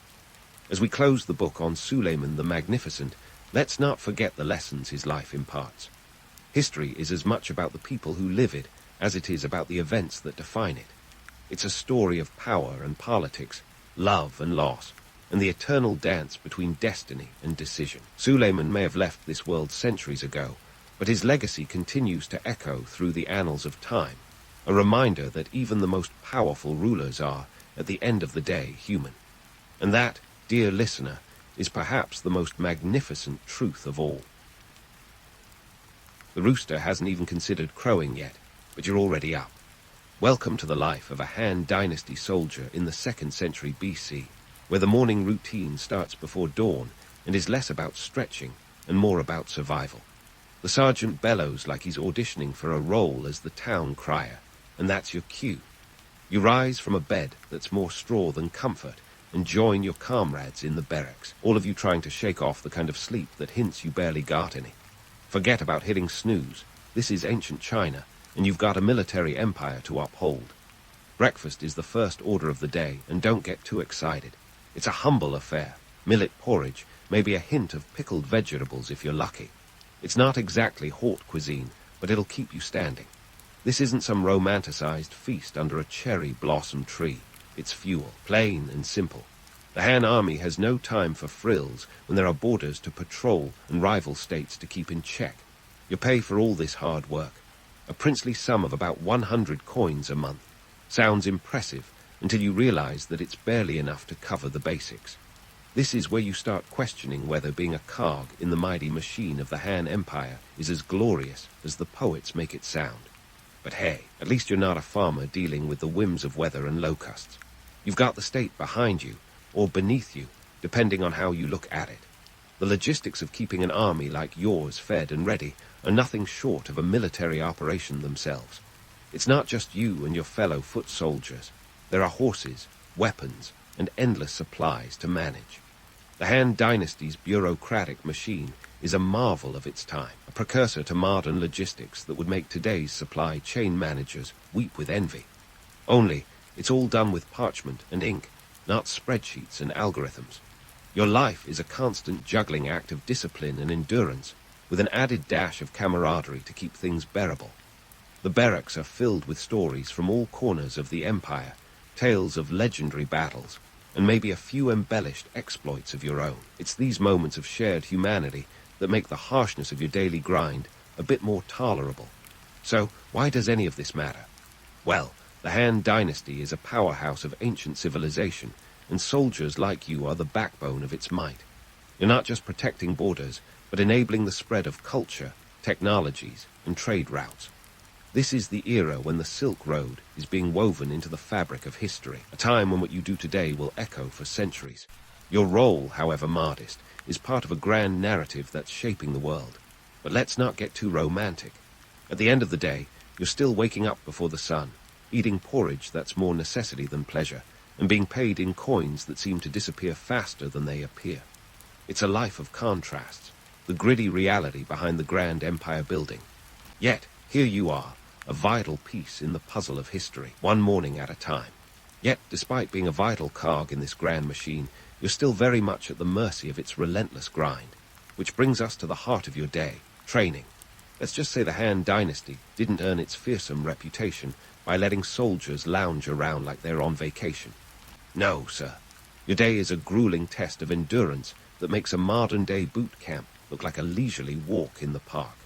Your training regimen. It's a no-nonsense affair designed to turn you from a mere mortal into a disciplined defender of the realm. Start with drills, lots of them. You're marching, running, doing exercises that make your muscles scream in protest. And don't get me started on the weapons training. The Han army isn't just handing you a sword and saying, "Good luck out there." You've got to master the spear, the crossbow, and even the humble giant, a double-edged straight sword that's been around since the spring and autumn period. It's not just about swinging steel. It's about precision, control, and making sure you're not the one who ends up on the wrong end of the blade. Now, you might think all this physical punishment would be enough to keep you and your fellow soldiers in line. But the Han commanders weren't taking any chances. Discipline was enforced with a level of strictness that would make a drill sergeant blush. Step out of line, and you're not just getting a slap on the wrist. We're talking punishments that range from flogging to, in extreme cases, execution. It's a stark reminder that for all the camaraderie and shared stories, the military hierarchy is as rigid as one of those bronze statues of your emperor, a constant presence watching your every move. This might sound harsh, but there's a method to this madness. The Han Dynasty's military might was built on discipline and obedience, with rival states and nomadic tribes constantly testing the empire's resolve. There was simply no room for error.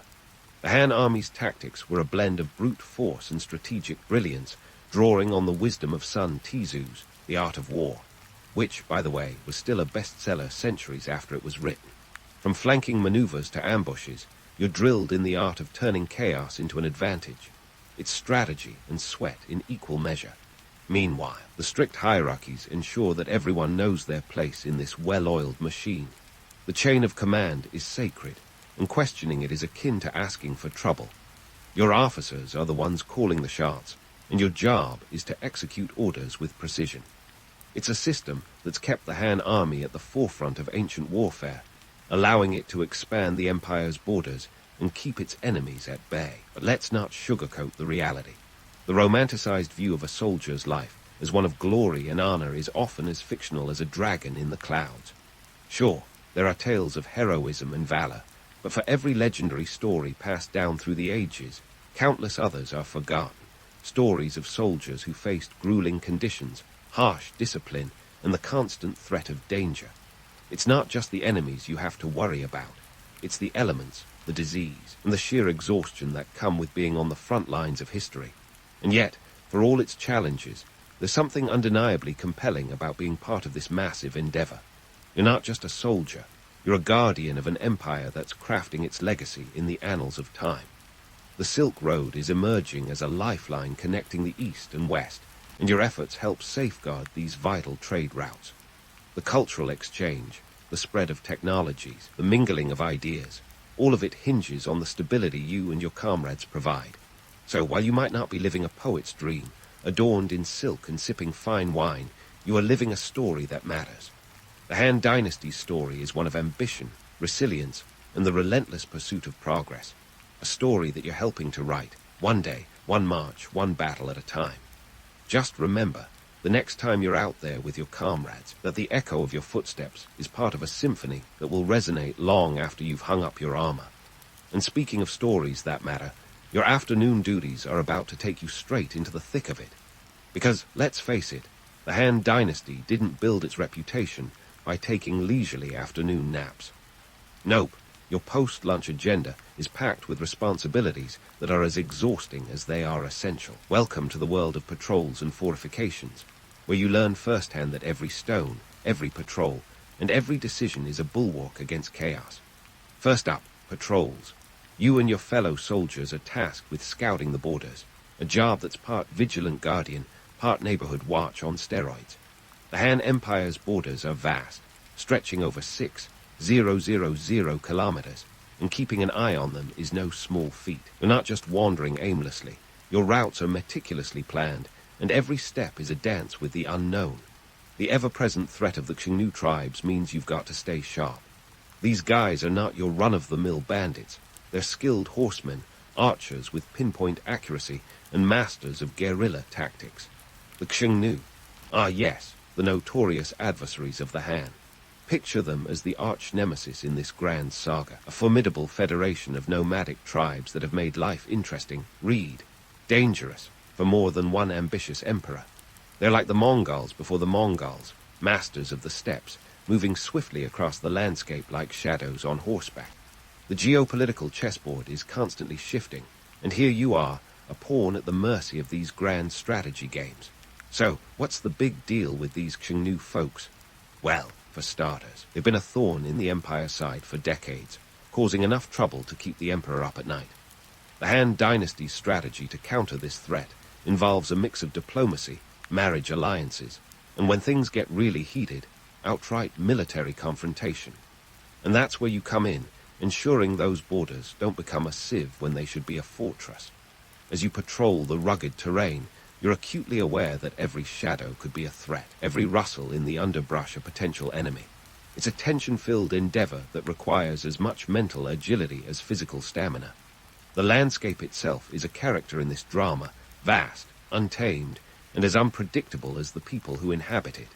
Yet, for all its dangers, there's a stark beauty to it, a reminder that you're part of something larger, something that stretches beyond the horizon. And then there are the fortifications. Picture it, the construction of walls and towers, not just as defense mechanisms, but as symbols of Han resilience. It's hard, grueling work that involves hauling stones, laying bricks, and constructing barriers that will stand the test of time, or at least until the next Xingnu raid. You're not just a soldier, you're a builder of empire, shaping the very landscape that will define the Han's legacy. The Great Wall, or at least its earlier iterations, is one of these monumental projects. Stretching across the northern borders, it's a feat of engineering that would make even modern architects pause in admiration. But don't let the grandeur fool you. It's not some seamless, impenetrable barrier. It's more like a series of fortifications, checkpoints, and watchtowers that, together, create a formidable line of defense.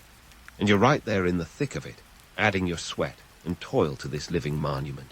While the wall is the stuff of legends, the reality is a bit less glamorous. It's back-breaking labor under the harsh sun or freezing cold, with the constant reminder that failure is not an option. You're laying the groundwork, literally, for the Empire's future, and that's no small responsibility. Yet, for all its hardships, there's a certain pride in knowing that your work will stand long after you've left the field. Of course, the political context looms large over all this activity. The Han court is a hotbed of intrigue and ambition, with factions jockeying for power and influence. The Emperor himself is more than just a figurehead. He's the linchpin holding this vast empire together, a task that requires equal parts wisdom and ruthlessness. You, on the other hand, are a cog in this massive machine, your actions driven by orders from on high, where decisions are made that ripple through the ranks. The Han Dynasty's approach to the Xingnu is a blend of carrot and stick, offering gifts and titles to keep the peace while keeping a sword at the ready, just in case. This dual strategy reflects the complexities of ancient geopolitics, where alliances are as fragile as they are necessary, and every move is calculated with an eye on the balance of power. It's not just about brute force, it's about strategy, negotiation, and sometimes a little deception. But let's not romanticize this too much. While the court may be playing a grand game of diplomacy and strategy, your day-to-day is far less glamorous. It's boots on the ground, sweat on your brow, and an ever-present awareness of the dangers that lurk just beyond the horizon. The reality of your situation is a far cry from the tales spun by bards and poets, where glory and honor are served up with a side of embellishment. Yet, despite the harsh realities, there's an undeniable allure to being part of this grand narrative. The Han Dynasty is at the height of its power, a civilization that's pushing the boundaries of what's possible, and you're right there in the thick of it. Whether you're patrolling the borders or constructing fortifications, you're contributing to a legacy that will endure long after you've laid down your spear. So, as the afternoon sun begins to dip toward the horizon, casting long shadows across the rugged landscape, take a moment to reflect. You're not just a soldier, you're a guardian of an empire that's shaping history one patrol, one fortification, and one strategic decision at a time. The world is watching, and your actions, however small they may seem in the moment, are part of a story that will echo through the ages.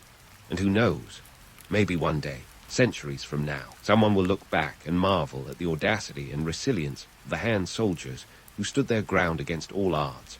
They'll tell tales of bravery and endurance, of men who faced down the threats of the wild and the machinations of politics with equal resolve. And in those stories, your footsteps will resound, a testament to the enduring spirit of a soldier in the service of an empire. As the sun dips below the horizon, painting the sky with hues of orange and purple, the day finally winds down.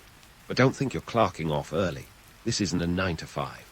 Welcome to the evenings of a Han Dynasty soldier, where the only thing more anticipated than rest is the communal meal that follows the day's grind. Forget Michelin stars. Tonight's menu looks a lot like breakfast, with millet porridge taking center stage again. If you're lucky, there might be a bit of meat, pork or mutton added into the mix, a rare extravagance worth savoring. You might think this sounds like an episode of Ancient Top Chef, but in reality, it's more survival than gourmet.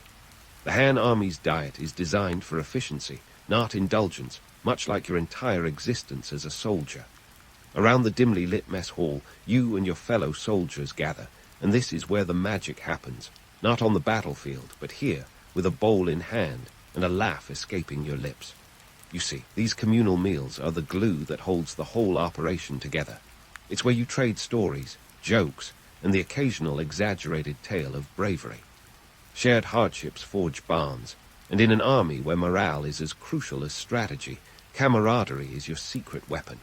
Speaking of morale, let's dive into the economics of it all. You and your comrades are part of an immense military machine that's not just a drain on the empire's coffers, but a cornerstone of its economy.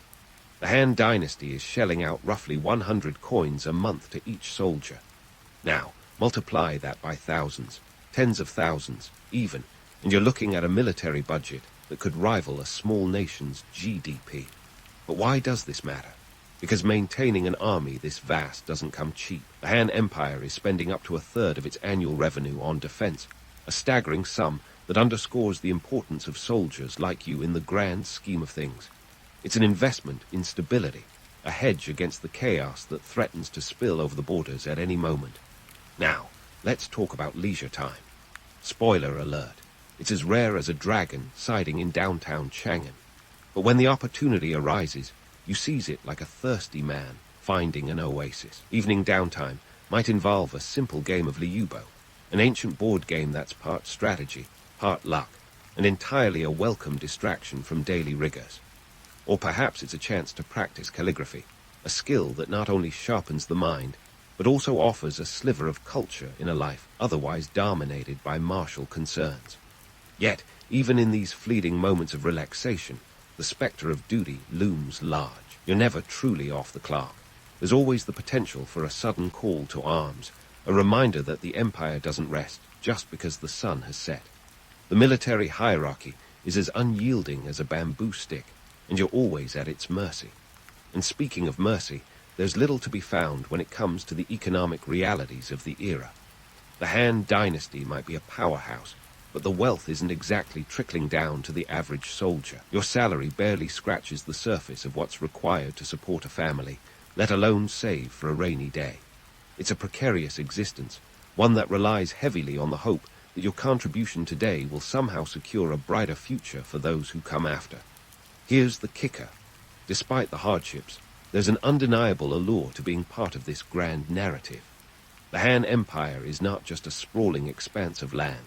It's an idea, vision of what a unified China could be. As you sit with your comrades, sharing stories and laughter, you're not just passing time. You're building the kind of esprit de corps that turns a group of individuals into a cohesive unit. But let's not get too poetic. After all, the romantic notion of the brotherhood of warriors is often as exaggerated as the tales of dragons and immortals.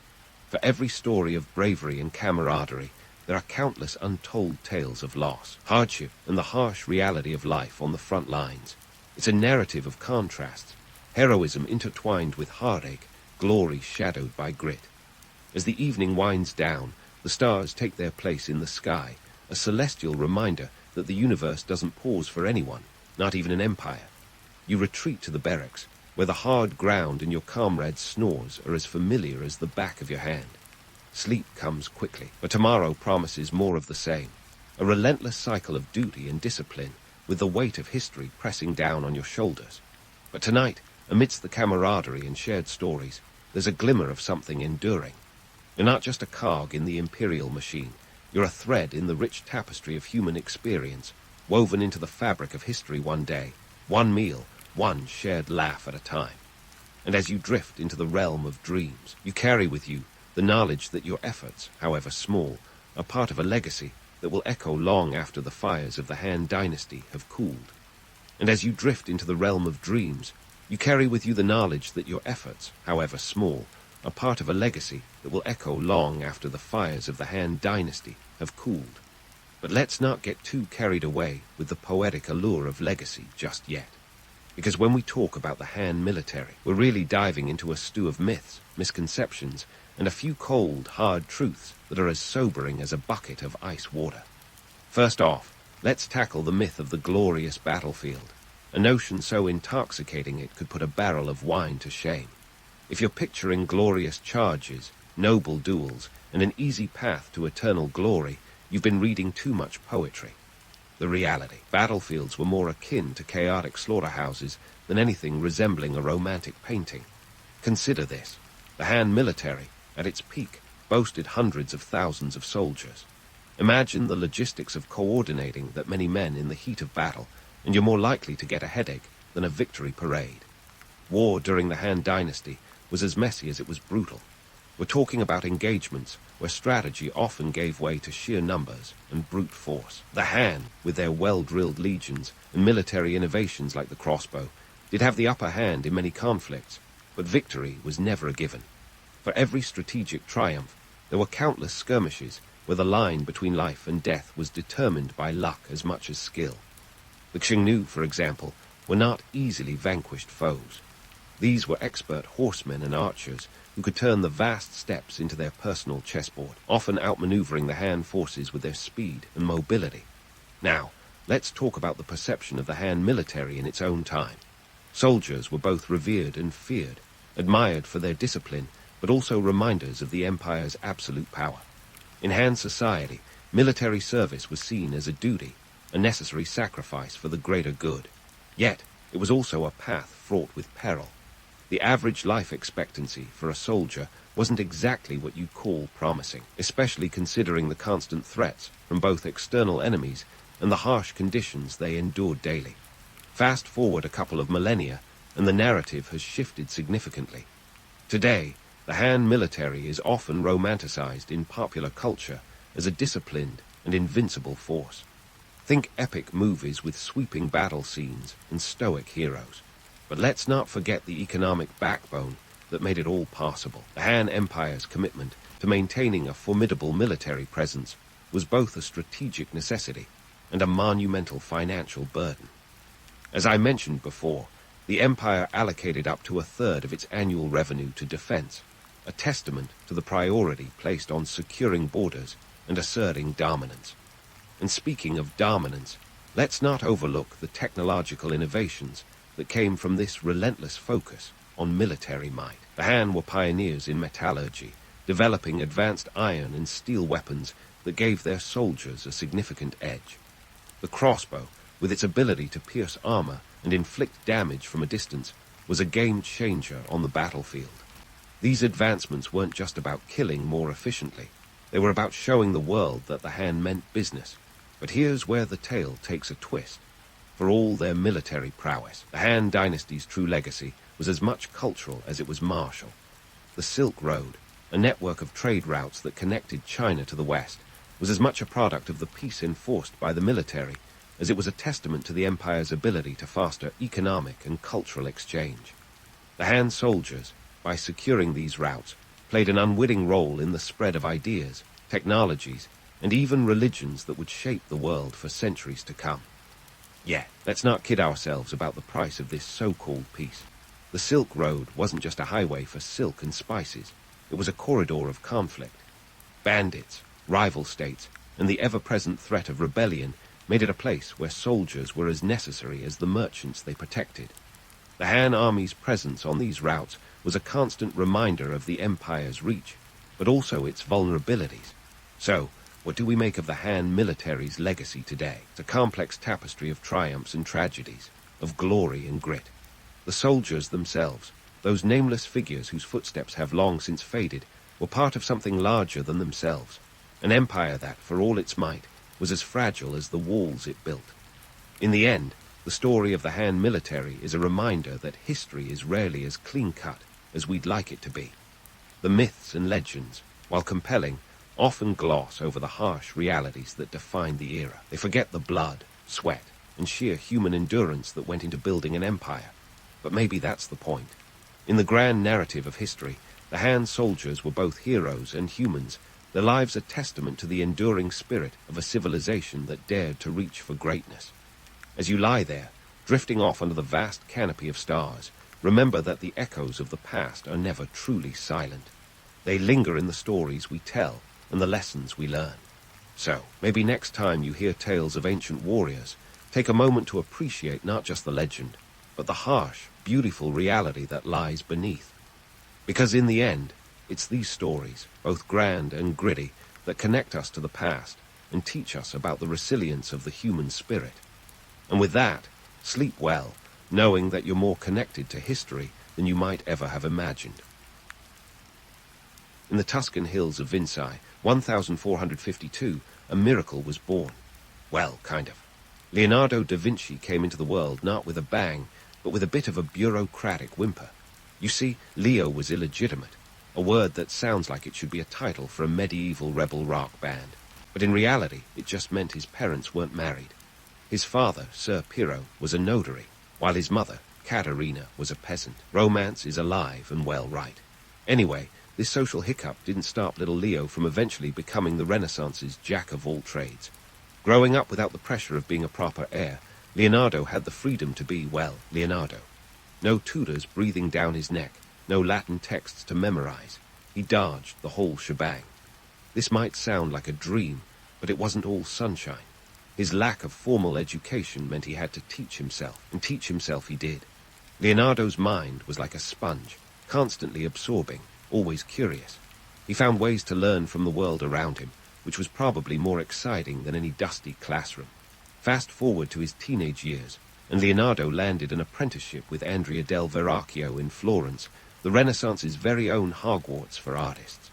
Verrocchio was a sculptor, painter, and all-around maestro. The guy was a big deal in Florence. Leonardo, not content with being just another art student, set about making himself indispensable, but not without adding his own flavor of weirdness, of course. Leonardo had an awkward charm, the kind that makes you endearingly eccentric rather than just plain odd.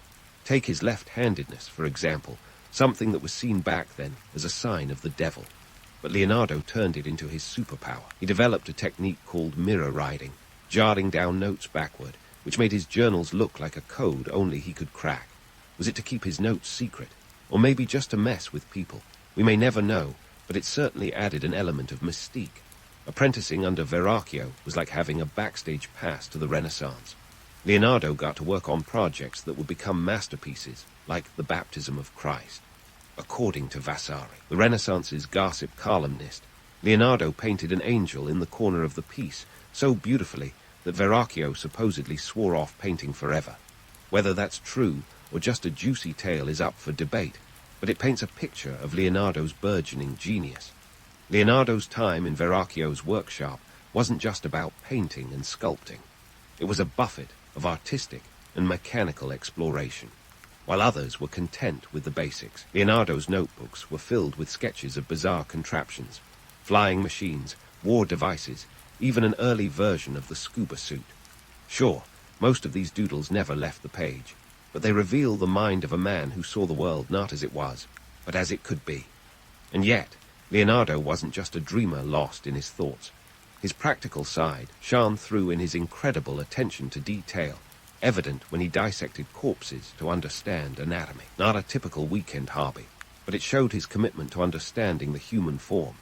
This obsession with detail and accuracy would later influence his art, making his work stand out in the crowded Renaissance scene. Leonardo's early years set the stage for his later genius. They were a mix of unconventional education, artistic exploration, and a touch of the bizarre. His illegitimacy, once a potential roadblock, became a stepping stone in his journey. Free from societal constraints, Leonardo turned his early disadvantages into a canvas on which he painted his future. Little did the world know that this curious, left-handed son of a notary and a peasant would go on to redefine art and science. But that's a tale for another time. For now, let's relish in the peculiar beginnings of a man who saw the world differently and dared to ask, why not? As Leonardo's curiosity blossomed into full-fledged brilliance, he found himself knee-deep in the glittering pool of Renaissance Florence, a city that was less a backdrop and more a main character in his life story. Picture Florence as the ultimate Renaissance rock concert, and Leonardo as the star act. In this vibrant hub of art and intellect, our left-handed wonder caught the eye of none other than Lorenzo de Medici, the man who practically had Renaissance patron extraordinaire emblazoned on his family crest. Lorenzo, known for his flair and penchant for collecting geniuses like some people collect stamps, recognized Leonardo's talent and decided to give him a stage worthy of his skills. Leonardo's time with the Medici was a whirlwind of art, science, and let's be honest, some questionable engineering choices. The Medici weren't just powerful, they were the Renaissance equivalent of influencers, dictating what's hot and what's not. Under their patronage, Leonardo wasn't just painting pretty pictures. He was diving headfirst into projects that would make today's scientists and engineers tip their hats in respect, or possibly shake their heads in disbelief. Take his fascination with human anatomy, for example.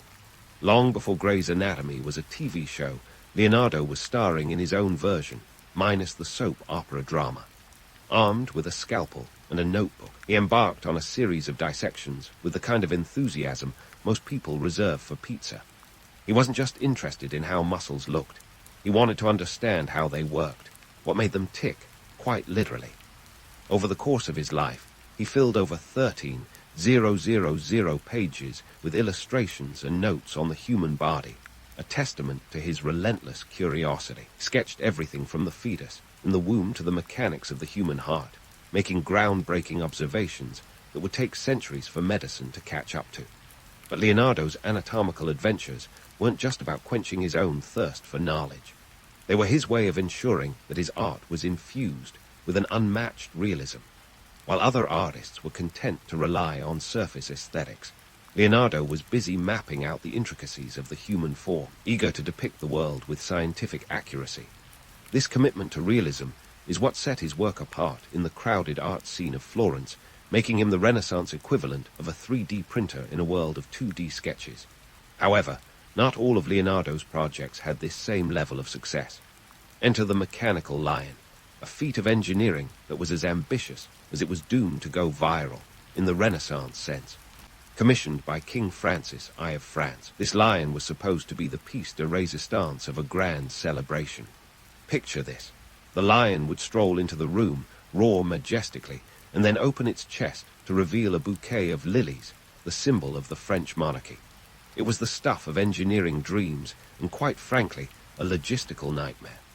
Despite Leonardo's best efforts, the mechanical lion was more of a temperamental cat than a king of the jungle. It worked, sort of, but not quite as smoothly as one might hope.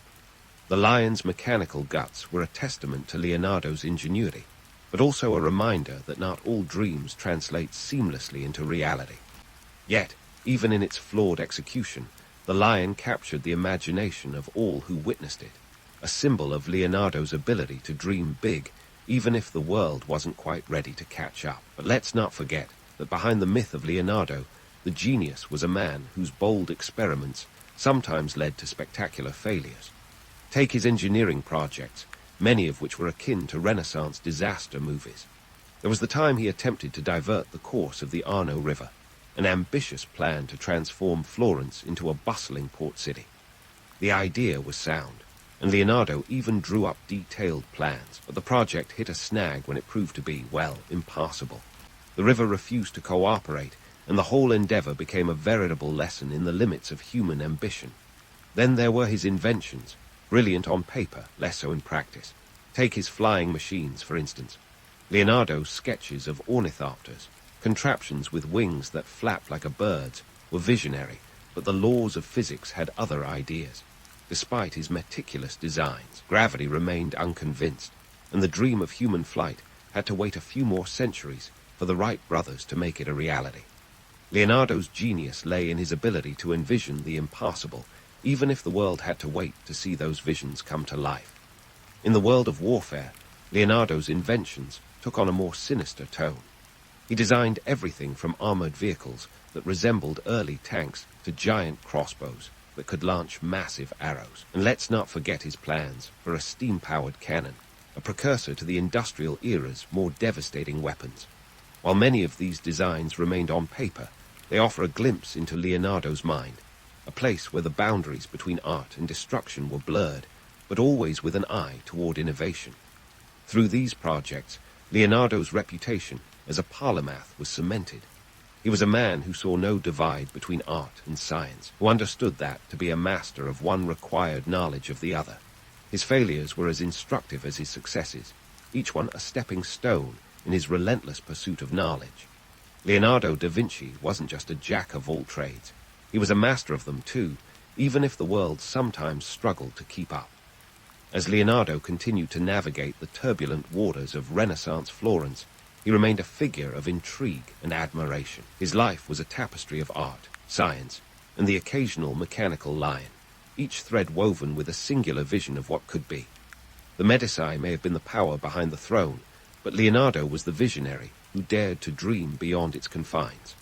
And so, as we leave Leonardo in his prime, a Florentine rock star in every sense of the word, we are left with a portrait of a man whose genius was both boundless and profoundly human. Man who saw the world not as it was, but as it could be. In the next chapter of his life, we'll see how this relentless curiosity led him to new adventures and new patrons, each one adding another layer to the legend of Leonardo da Vinci. But that's a tale for another time. For now, let's bask in the glow of a man who dared to ask, why not? And who, more often than not, found his own answer. As we dive into the next chapter of Leonardo da Vinci's life, it's time to pack our bags and head north to Milan, where our favorite Renaissance man found himself in the court of Ludovico Sforza, aka Il Moro. Now, if Florence was the Renaissance's vibrant stage, Milan was the backstage where all the gritty, behind-the-scenes magic happened. Here's where Leonardo took a dramatic pivot from painting masterpieces to sketching machines of war. Why? Because in Milan, a paintbrush wasn't enough. You needed blueprints for a trebuchet in your back pocket to catch the Duke's eye. Picture this. It's 1482, and Leonardo, armed with a letter that could be the Renaissance equivalent of a LinkedIn profile, pitches himself to Ludovico Sforza. In this missive, Leonardo doesn't just boast about his art. He sells himself as a military engineer, claiming he can build bridges, design catapults, and create indestructible fortresses. Essentially, he promises the Duke an arsenal that would make any Game of Thrones episode look like child's play. Talk about knowing your audience right. Leonardo's notebooks from this period are a treasure trove of wild ideas, like an early version of the helicopter. That's right. In the 15th century, our boy Leo was dreaming of flying machines. He sketched a contraption with a rotor made of reed, linen, and wire, essentially a giant corkscrew meant to lift a man off the ground. Of course, given the physics and materials of the time, it was more likely to end in a Renaissance version of a blooper reel than an airborne triumph. But it shows Leonardo's mind was centuries ahead, even if gravity was not his friend. His Milanese inventions weren't all about flying high, however. Leonardo was also knee-deep in the nitty-gritty of military engineering. Take his armored vehicle, for instance. It was a circular contraption bristling with cannons, designed to terrify the enemy into submission.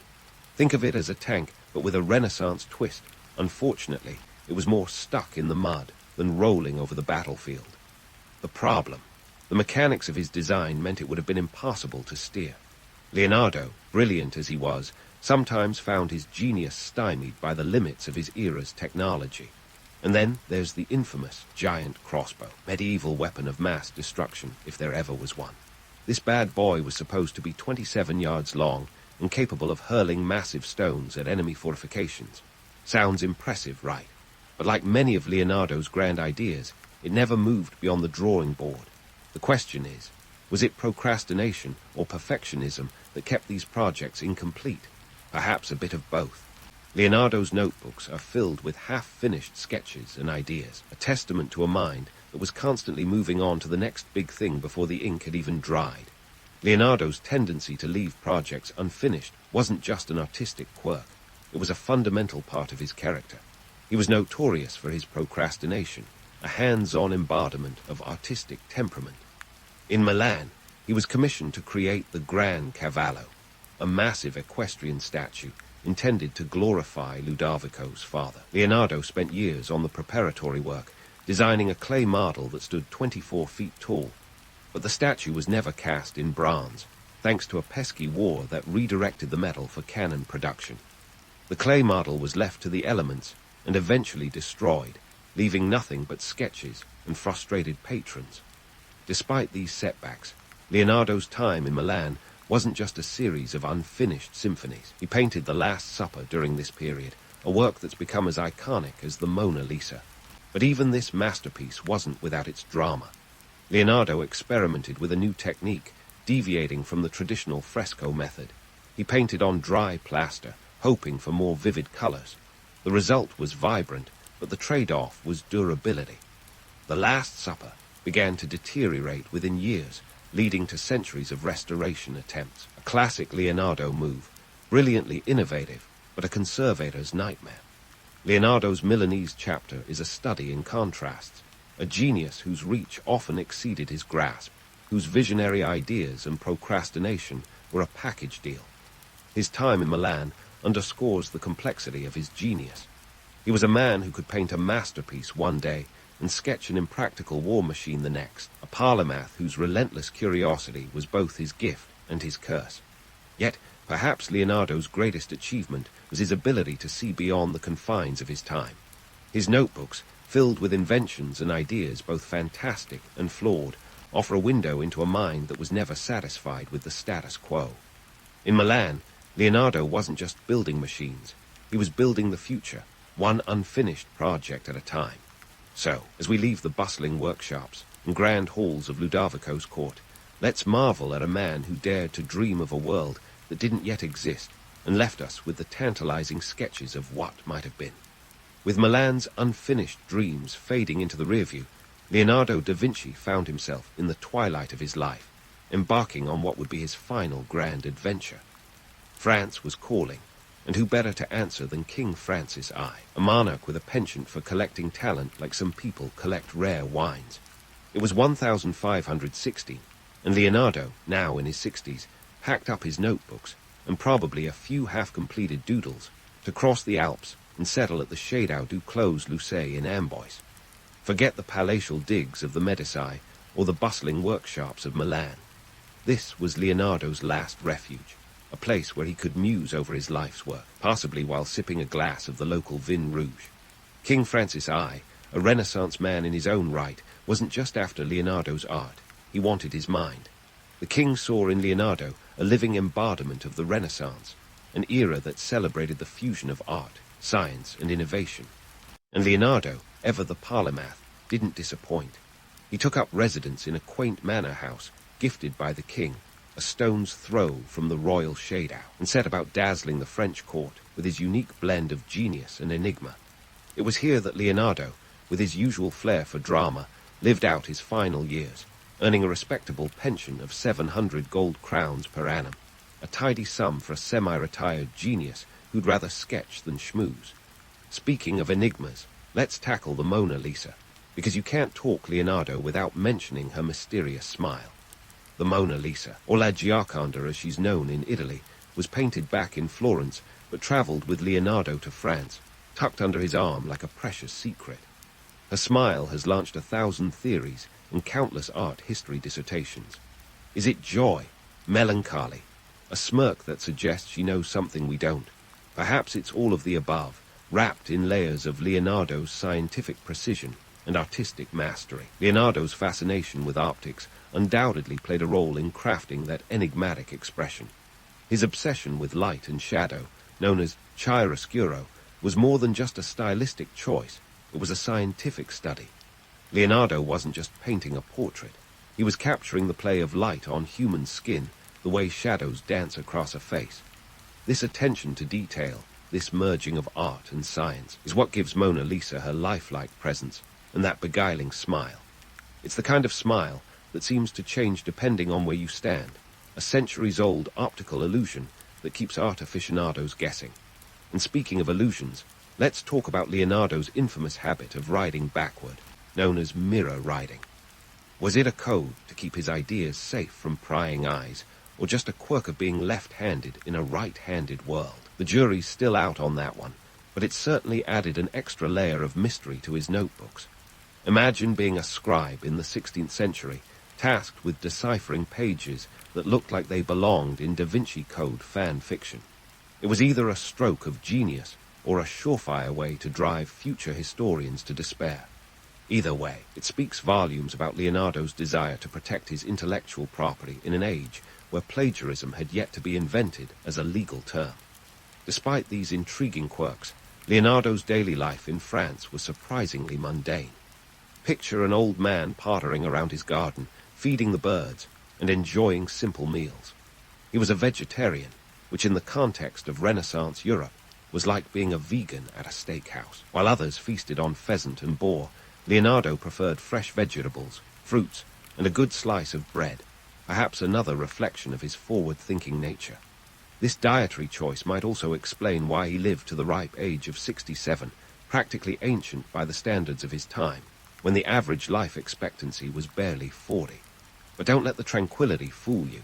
Leonardo's mind was anything but idle. Even in his later years, he continued to tinker, sketch, and dream. His notebooks from this period reveal intense curiosity about the natural world, studies of water movements, anatomical drawings, and even musings on the nature of the soul. It's as if Leonardo, with one foot in the grave, was still peering into the future, asking questions that would puzzle scientists for centuries to come. His work on optics, for instance, laid the groundwork for future breakthroughs in the study of light and vision. If anyone was going to crack the mysteries of the universe, it would be Leonardo, pen in one hand, magnifying glass in the other. Yet, despite all his genius, Leonardo wasn't immune to the constraints of his era. His dream of publishing a comprehensive treatise on anatomy never came to fruition.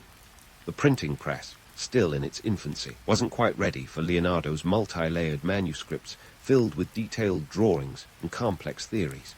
And so, his notebooks remained unpublished, a treasure trove of knowledge waiting to be unlocked by future generations. It's a reminder that even the greatest minds are sometimes stymied by the limitations of their time, a reality that Leonardo, with his endless curiosity, must have found endlessly frustrating. As his health began to decline, Leonardo still found solace in the company of his patrons and pupils. King Francis I, with whom he shared a mutual admiration, famously declared, No other man had been born who knew as much as Leonardo, a flattering yet accurate assessment. Leonardo's assistant, Francesco Melzi, became his confidant and executor, inheriting the vast collection of notebooks and sketches that would come to define Leonardo's legacy. It was Melzi who preserved these works, ensuring that Leonardo's ideas wouldn't be lost to the ravages of time. In 1519, Leonardo da Vinci passed away in the arms of King Francis I, a poetic ending for a man who spent his life painting, inventing, and questioning the very nature of existence. Whether this dramatic deathbed scene is entirely accurate is up for historical debate, but it certainly adds to the romantic allure of Leonardo's legend. What's indisputable, however, is the impact he left on the world, a legacy not confined to canvas or stone, but etched into the very fabric of modern science and art. As we pause in Leonardo's final chapter, it's clear that his life was a symphony of brilliance and eccentricity, a testament to a mind that refused to be bound by the ordinary. His years in France were a calming coda to the frenetic pace of his earlier life, a time of reflection and gentle exploration, filled with the quiet pursuit of knowledge. And while this might feel like an ending, the story of Leonardo da Vinci is far from over. His influence continues to ripple through time, a testament to the enduring power of human curiosity. So, as we turn the page to the next chapter, remember that Leonardo was more than the sum of his achievements. He was a visionary who dared to imagine a world beyond the present, a man who transformed the impossible into the possible with nothing more than a brush, a pen, and an unyielding desire to understand the universe. Stay tuned, because the legend of Leonardo da Vinci still has a few surprises left in its story. Leonardo da Vinci's story is a masterclass in the art of leaving a legacy that's as much a puzzle as it is a masterpiece. As we wrap up our journey through his life, it's time to take a step back and look at the broader canvas he painted, not just with the Mona Lisa's mysterious smile, but with the strokes of innovation that have echoed across centuries. Sure, the Mona Lisa draws in crowds like the world's most famous pop star, but Leonardo's enduring impact goes well beyond this enigmatic lady. Let's start with the world of art. Leonardo didn't just paint, he elevated painting to a science. He applied his knowledge of anatomy, gained from all those late-night dissections, to create figures that were startlingly lifelike. No surprise, then, that his techniques in esfumado, a way of blending colors that makes transitions between tones seamless, were revolutionary. This method is why Mona Lisa's smile seems to hide secrets, transforming the canvas into a living thing. His approach laid the groundwork for the high Renaissance style, influencing artists like Raphael and Michelangelo. And while those two might have been the Kardashians of their day, let's be real. Leonardo was the original influencer. But what about science? Leonardo's notebooks, filled with over 13,000 pages of musings, sketches, and diagrams, are a treasure trove of ideas that were centuries ahead of their time. His studies of hydraulics, anatomy, and flight were not just doodles, but blueprints for future discovery. From his designs for flying machines to his detailed anatomical sketches, Leonardo set the stage for future innovators. His observations on the human body laid the foundations for modern anatomy, while his studies on the flow of water presaged the work of hydrodynamic engineers. And here's where things get really interesting.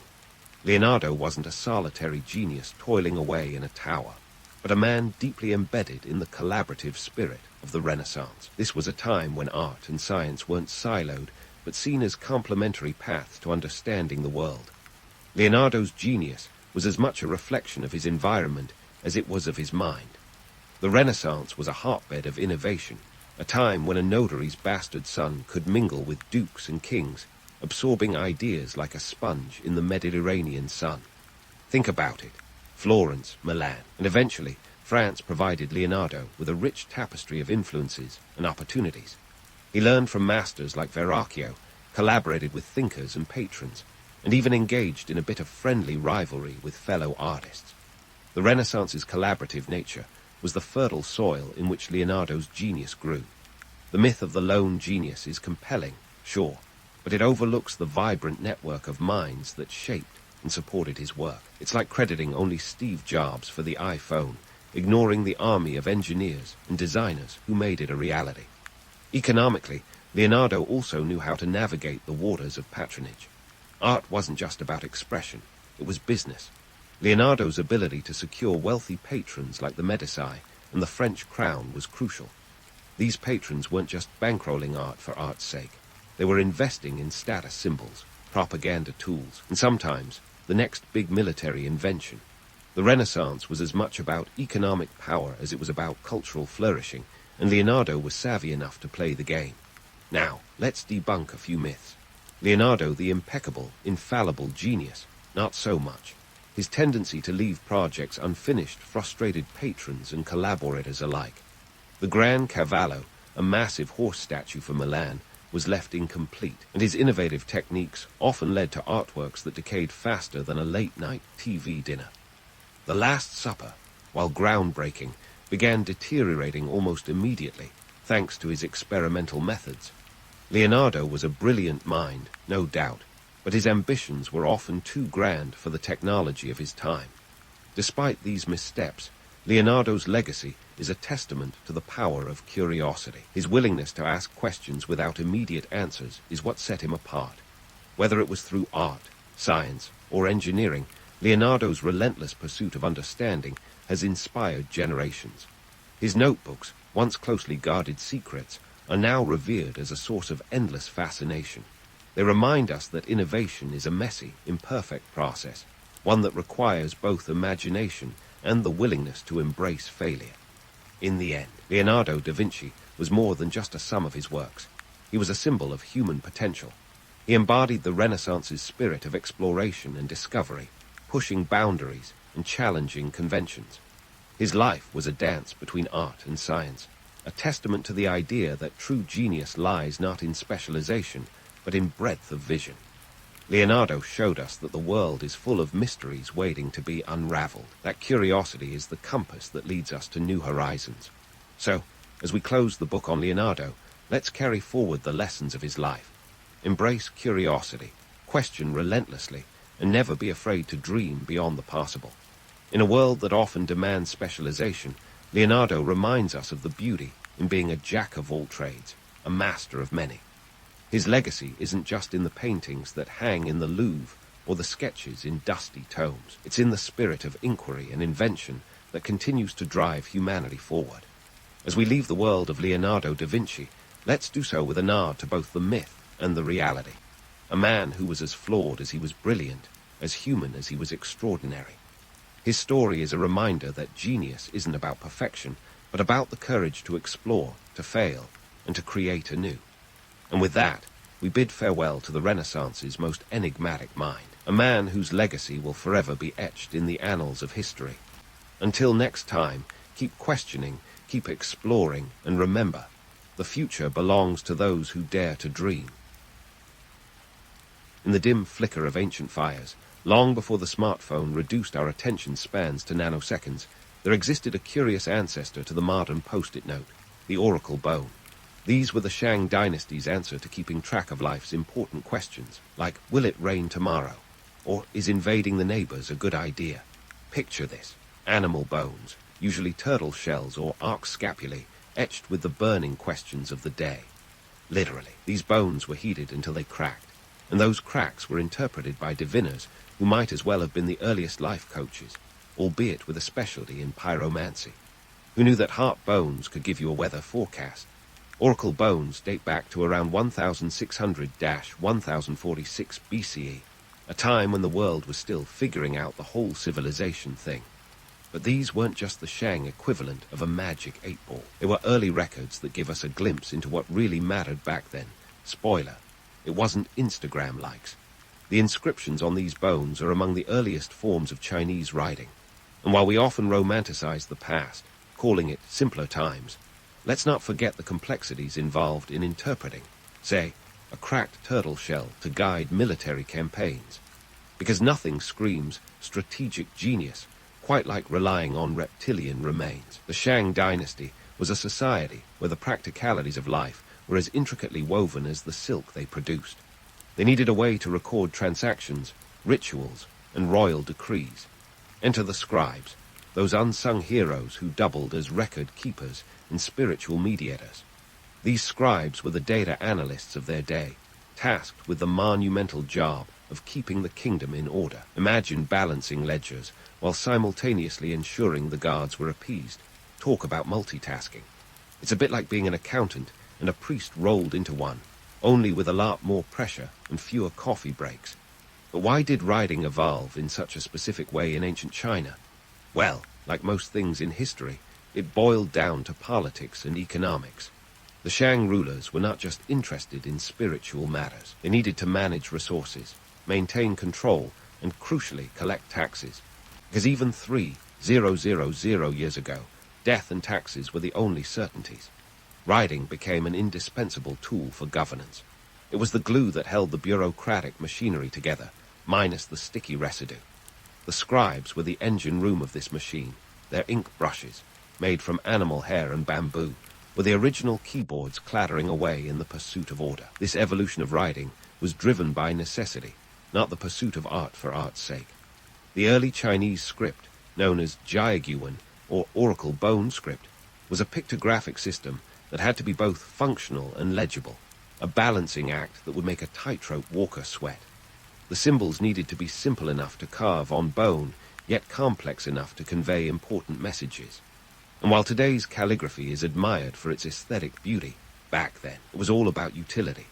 The calligraphers of the Shang era weren't creating masterpieces for gallery walls. They were ensuring that the royal granaries were stocked and that the divine will was properly interpreted. Think of it as a fusion of artistic flair and administrative necessity, a bit like creating a spreadsheet that's also a work of art. But I digress. As this early writing system developed, it quickly became a tool of power. Knowledge, after all, is power, and those who could wield the brush held significant sway. The ruling elite recognized this, using calligraphy as a means to demonstrate their authority and sophistication.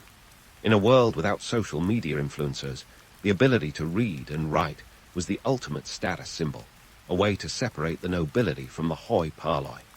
And in this way, calligraphy became not just a method of communication, but a symbol of cultural prestige. But let's not kid ourselves with too much romanticization. The reality was that the evolution of writing was as much about control as it was about culture. The early scribes and their calligraphy were tools of the state, essential to maintaining the political status quo. The Shang dynasty's rulers understood that to govern effectively, they needed to record, regulate, and sometimes manipulate information. Calligraphy was their craft of choice, a powerful instrument that helped them legitimize their rule and consolidate their power. So here we have it, the origins of Chinese calligraphy as a blend of necessity, spirituality, and political maneuvering. The oracle bones might seem crude by today's standards, but they were the first steps in a journey that would see calligraphy evolve into an art form revered for its beauty and complexity. It's a reminder that even the most sophisticated cultural expressions often begin with something as mundane as keeping track of the grain supply or asking the guards for a little help against the neighbors. A fascinating journey from bones and bureaucracy to brushstrokes and brilliance. As our story continues, we leave behind the Shang dynasty's cracked bones and inscrutable symbols, leaping forward to the Han Dynasty, a time when the world of Chinese calligraphy experienced its own paper revolution. You see, around 105 CE, Kai Lan, a Han court eunuch, had a eureka moment. He realized that riding on silk was like using Gucci scarves as notepads, impressive but hardly practical for everyday use. And bamboo, well, it was more likely to end up as panda chow than a reliable medium for the written word. Enter paper, an invention that was as transformative as discovering that cats are allergic to laser pointers. The advent of paper, made from mulberry bark and hemp, was a game changer, allowing ideas to flow with the ease of a modern-day Twitter rant. The Han Dynasty was a golden age for calligraphy, a period when literacy rates soared like the latest cryptocurrency. Thanks to paper, more people could afford to learn the craft, though let's be clear, this wasn't literacy for the masses like a public library. We're talking about a rise from almost zero to slightly better than zero. The well-off still had the edge, but now they could show off their literary bling with a flourish. Calligraphy became the must-have skill, the ancient equivalent of knowing how to use Photoshop. In a society where the written word was the ultimate status symbol, Owning a beautifully penned scroll was akin to having the latest iPhone, coveted, exclusive, and an instant conversation starter. And speaking of conversation starters, let's talk about Wang Zizhai, the rock star of Han calligraphy. If ancient China had a red carpet, Wang's calligraphy would have been the designer gown everyone was talking about. Born around 303 CE, he was the Shakespeare of his day, except instead of plays, he wrote with a brush dipped in ink. His works were what you'd call the celebrity selfies of the time, except instead of duck faces, you had elegant strokes and flourishes. People didn't just admire his work, they obsessed over it. Even emperors were known to trade a chunk of their realm for a piece of Wang's calligraphy, which tells you everything you need to know about the value of fine ink work. But let's not get too carried away with the romance of it all. Behind the elegant brushstrokes lay a reality as harsh as a critic's review. Calligraphy, much like today's art world, was as much about who you knew as what you created. The elite circle that could afford the training and materials had a stranglehold on the art form, ensuring that the ink-stained glory remained an exclusive club. It was a world where the right connections could propel your work into high society, while the less fortunate scribes were left to peddle their skills in the literary equivalent of a garage sale. The economic context of the Han Dynasty played a crucial role in shaping the calligraphy landscape. The invention of paper reduced costs significantly, making it about as affordable as a budget airline ticket compared to the first-class prices of silk. This democratization of materials, if you could call it that, meant more people could dabble in the art. Yet, the reality was that the tools of the trade, like the ink and brushes, were still beyond the reach of the common folk. It was a time when the allure of calligraphy was as much about displaying one's wealth and sophistication as it was about artistic expression. In a society where ink was indeed the new bling, calligraphy held a mirror up to the social hierarchies of the time. The ability to craft beautiful characters was a skill that separated the cultural elite from the hoi polloi. It was a way for the upper crust to distinguish themselves, a tangible symbol of their education and refinement. And while we might romanticize the notion of calligraphy as a pure art form, the truth is it was often used as a tool for reinforcing social divides. It was the Instagram filter of its day, glossing over the realities with a stroke of elegance. But let's not dismiss the art itself, which was undeniably captivating. The work of calligraphers like Wang Zizhai wasn't just about aesthetics. It was about capturing the essence of the written word. The rhythm, the flow, and the balance of each stroke were meticulously crafted to convey a sense of harmony. It was an art form that required not just skill, but an understanding of the philosophical underpinnings of life itself. This was calligraphy as a form of meditation, a way to achieve a Zen-like state of tranquility, assuming, of course, you weren't too busy worrying about the rent. As we delve deeper into the Han Dynasty's impact on calligraphy, it's worth noting how politics played into the art form. The ruling elite understood the power of the pen, or brush, in this case, and used it to legitimize their authority. Official documents and decrees were crafted with the utmost care, each character a testament to the state's power and grandeur. It was a time when calligraphy was as much a tool of governance as it was an art, a subtle reminder that the pen could indeed be mightier than the sword. The Han Dynasty's contribution to calligraphy was more than just paper deep. It laid the groundwork for future generations, setting standards that would influence Chinese art for centuries. The calligraphers of this era were the pioneers, the trailblazers who transformed a bureaucratic necessity into a revered art form. And while the romanticized image of the solitary scribe crafting masterpieces may hold some truth, it was a reality intertwined with politics, economics, and social stratification. So, as we wrap up this chapter, we're left with a calligraphy world that was both enchanting and exclusive, an art form that reflected the complexities of its time. The Han Dynasty's legacy in calligraphy is one of both beauty and hierarchy, a testament to human creativity and ambition. It reminds us that while the brush may dance gracefully across the paper, the societal forces behind it are anything but delicate. As we journey forward, we'll continue to unravel the story of calligraphy, exploring how this ancient art evolved through the ages, one brushstroke at a time.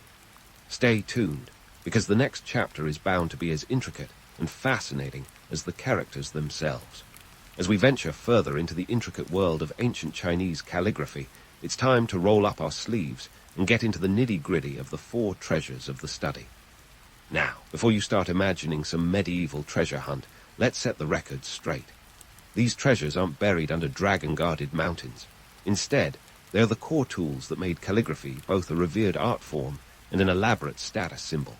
We're talking about the brush, ink, paper, and inkstone. Each of these played a pivotal role in shaping calligraphy, not just as a method of communication, but as a reflection of social hierarchies and economic realities. Let's start with the brush, the unsung hero of calligraphy. You might think it's just a stick with some hair on the end, but oh, the complexity. Making a brush was no less than a labor of love, or a meticulous exercise in hairdressing, depending on your perspective. The process involved the careful selection of animal hair, and we're not talking about grabbing a handful from the nearest dog groomer.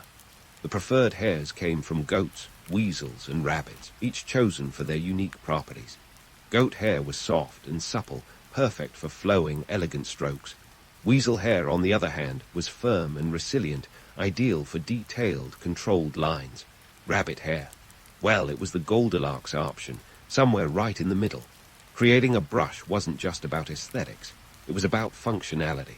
The right brush could mean the difference between a masterpiece and a mess. The brush maker's art was in balancing these different types of hair to create the perfect tool. It was a bit like assembling the ultimate salad. Too much of one ingredient, and the whole thing falls apart. But let's not romanticize the process too much. This wasn't a zen-like contemplation over a steaming bowl of miso. It was driven by demand, and the demand was high. Elite calligraphers didn't just want any brush. They wanted the brush, the one that would give them the edge in the highly competitive world of ancient ink slinging. Now, onto the ink, which was as much a concoction as your grandma's secret sauce. Unlike the pens we casually toss in our backpacks today, ink in ancient China was a craft all its own. It was made from a mixture of soot, usually from burning pine wood, and animal glue. The soot provided the deep, rich black that calligraphy is famous for, while the glue acted as a binding agent. The process required patience and precision, and a good ink stick was worth its weight in gold, or at least silk. In fact, the best ink was so prized that it was often given as a gift, a way of currying favor or showing respect. It was like gifting someone a top-of-the-line Mont Blanc pen today, only with a bit more gravitas and a lot more soot. The economic implications of ink production were significant. High-quality ink was not something that every Tom, Dick, or Han could afford. It was a luxury item, a status symbol that spoke volumes about its owner's position in society. And while we might chuckle at the idea of gifting soot, these ink sticks were often elaborately decorated, becoming art objects in their own right. They were the ancient equivalent of a designer handbag, practical, yes, but also a statement piece. Now, let's talk paper, because calling it just paper is like calling the Mona Lisa just a painting. Paper, as you might recall, was a game changer. Before its invention, writing was done on silk or bamboo, both of which turned writing into a high-stakes endeavor. Silk was akin to writing on your finest dinner napkins, while bamboo was more like carving your grocery list into a tree trunk. Enter Kai Lan and his ingenious invention around 105 CE. He concocted a new material using mulberry bark, hemp, and fishnets. Yes, fishnets. The result was not only cheaper and more accessible, but also more versatile. The introduction of paper revolutionized more than just calligraphy. It reshaped the entire cultural landscape. Suddenly, ideas could flow more freely, and literacy, albeit still limited to the upper echelons, began to spread. But let's not get too rosy-eyed about this democratization. Paper may have been cheaper than silk, but it was still a luxury for most. Its production required resources and labor, both of which were tightly controlled by those in power. In economic terms, paper was both a commodity and a symbol of prestige, much like today's limited edition sneakers, coveted by many, but owned by few. Finally, we arrive at the inkstone, the unsung hero of the 4 treasures. This tool served as the alchemist's lab of the calligrapher's world, where dry ink met water to become the lifeblood of the written word. Carved from fine stone, particularly valued were those from the Duanxi region. An inkstone was more than just a utilitarian object. It was a testament to craftsmanship and artistry. The best inkstones were highly sought after, much like today's cutting-edge tech gadgets, except these beauties didn't become obsolete every 6 months. The inkstone's role was as vital as it was understated. It was the starting block of creativity, where the transformation from solid to liquid ink occurred. Without it, even the finest brush and the most exquisite paper were rendered useless. And while it might not have had the immediate visual impact of the other treasures, its importance was never underestimated by those in the know. Economically, the inkstone was yet another indicator of one's place in the social pecking order. A fine inkstone was a mark of sophistication and learning, making it a sought-after possession among the literati. The production and trade of these four treasures were integral to the economic engine of the time. They were not only tools of artistic expression, but also instruments of social stratification. The market for these objects was robust, driven by the demand from scholars, government officials, and the wealthy elite. Calligraphy wasn't merely an art form, it was an industry, one that relied on a network of artisans, traders, and patrons. While we might imagine the ancient calligrapher as a solitary figure, hunched over a desk in quiet contemplation, the reality was much more interconnected and complex. It was an ecosystem, one that mirrored the broader social and economic structures of the time. And so, as we conclude this exploration of the four treasures, we see how each played its part in the grand tapestry of Chinese calligraphy. These tools were more than mere implements. They were conduits of culture and power, woven into the fabric of society. As we continue our journey through the annals of history, the story of calligraphy will evolve, reflecting the changing tides of politics, economics, and art. But for now, let's leave our brush, ink, paper, and inkstone on the desk, ready for the next chapter in this fascinating tale. Stay tuned, because our journey through the world of calligraphy is far from over. We leave the inkstones cooling on the desk. Let's fast forward to a time when calligraphy wasn't just a means of record, but a full-blown artistic extravaganza. The Tang and Song dynasties. Think of this period as the Renaissance of calligraphy, where the brushstrokes flowed as freely as the Yangtze. During these dynasties, calligraphy wasn't just a way to jot down sharping lists or royal decrees. It became a cultural phenomenon, akin to the modern obsession with fonts, emojis, and meme culture. The Tang dynasty, kicking off in 618 and stretching its influence until 907, was like the golden age of rock and roll for calligraphy. It was a time when styles were as varied as a modern font library. You had your regulars, your cursives, and your wild cursives, the latter being the calligraphic equivalent of free jazz. And much like jazz, not everyone got it. But if you did, oh boy, did it make you look sophisticated. The Tang era was a playground for creativity, with calligraphers experimenting with form, structure, and expression. But this wasn't just a free-for-all. It was a carefully curated aesthetic experience, much like selecting the perfect Instagram filter to convey just the right mood. One notable genius of the Tang dynasty was Yan Zhenqing, who lived from 709 to 785. Imagine him as the Banksy of his day, but instead of spray paint on walls, he used ink on paper. Yan's style was bold and confident, his characters standing proud like soldiers on parade. His calligraphy was the ancient equivalent of a blockbuster hit. Everyone wanted a piece of Yan's style. His work, particularly the Yan style, became a benchmark for future generations, much like how every pop star today seems to channel a bit of the Beatles. But let's not kid ourselves. Yan's art was not just about aesthetics. It was a statement of power and intellect. His calligraphy was used in official documents, lending an air of authority and gravitas that no mere mortal could challenge. But why did calligraphy thrive so spectacularly during the Tang dynasty? Well, the answer lies in a cocktail of political stability, economic prosperity, and a cultural renaissance. The Tang rulers, recognizing the importance of culture in legitimizing their reign, were patrons of the arts. They understood that calligraphy was more than just pretty writing. It was a symbol of civilization and refinement. In a world where warlords and bandits could pop up like weeds, the Tang court used calligraphy to project an image of cultured sophistication.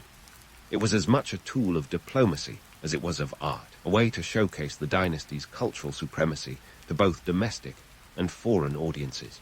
Fast forward to the Song dynasty, 960-1279, and the love affair with calligraphy was still going strong, like a long-running Broadway show that refuses to close.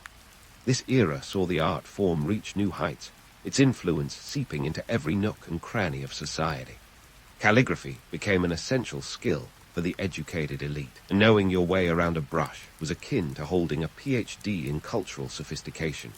It was during this time that calligraphy truly cemented its place as an art of personal expression. It was no longer just about following the rules, it was about breaking them in style.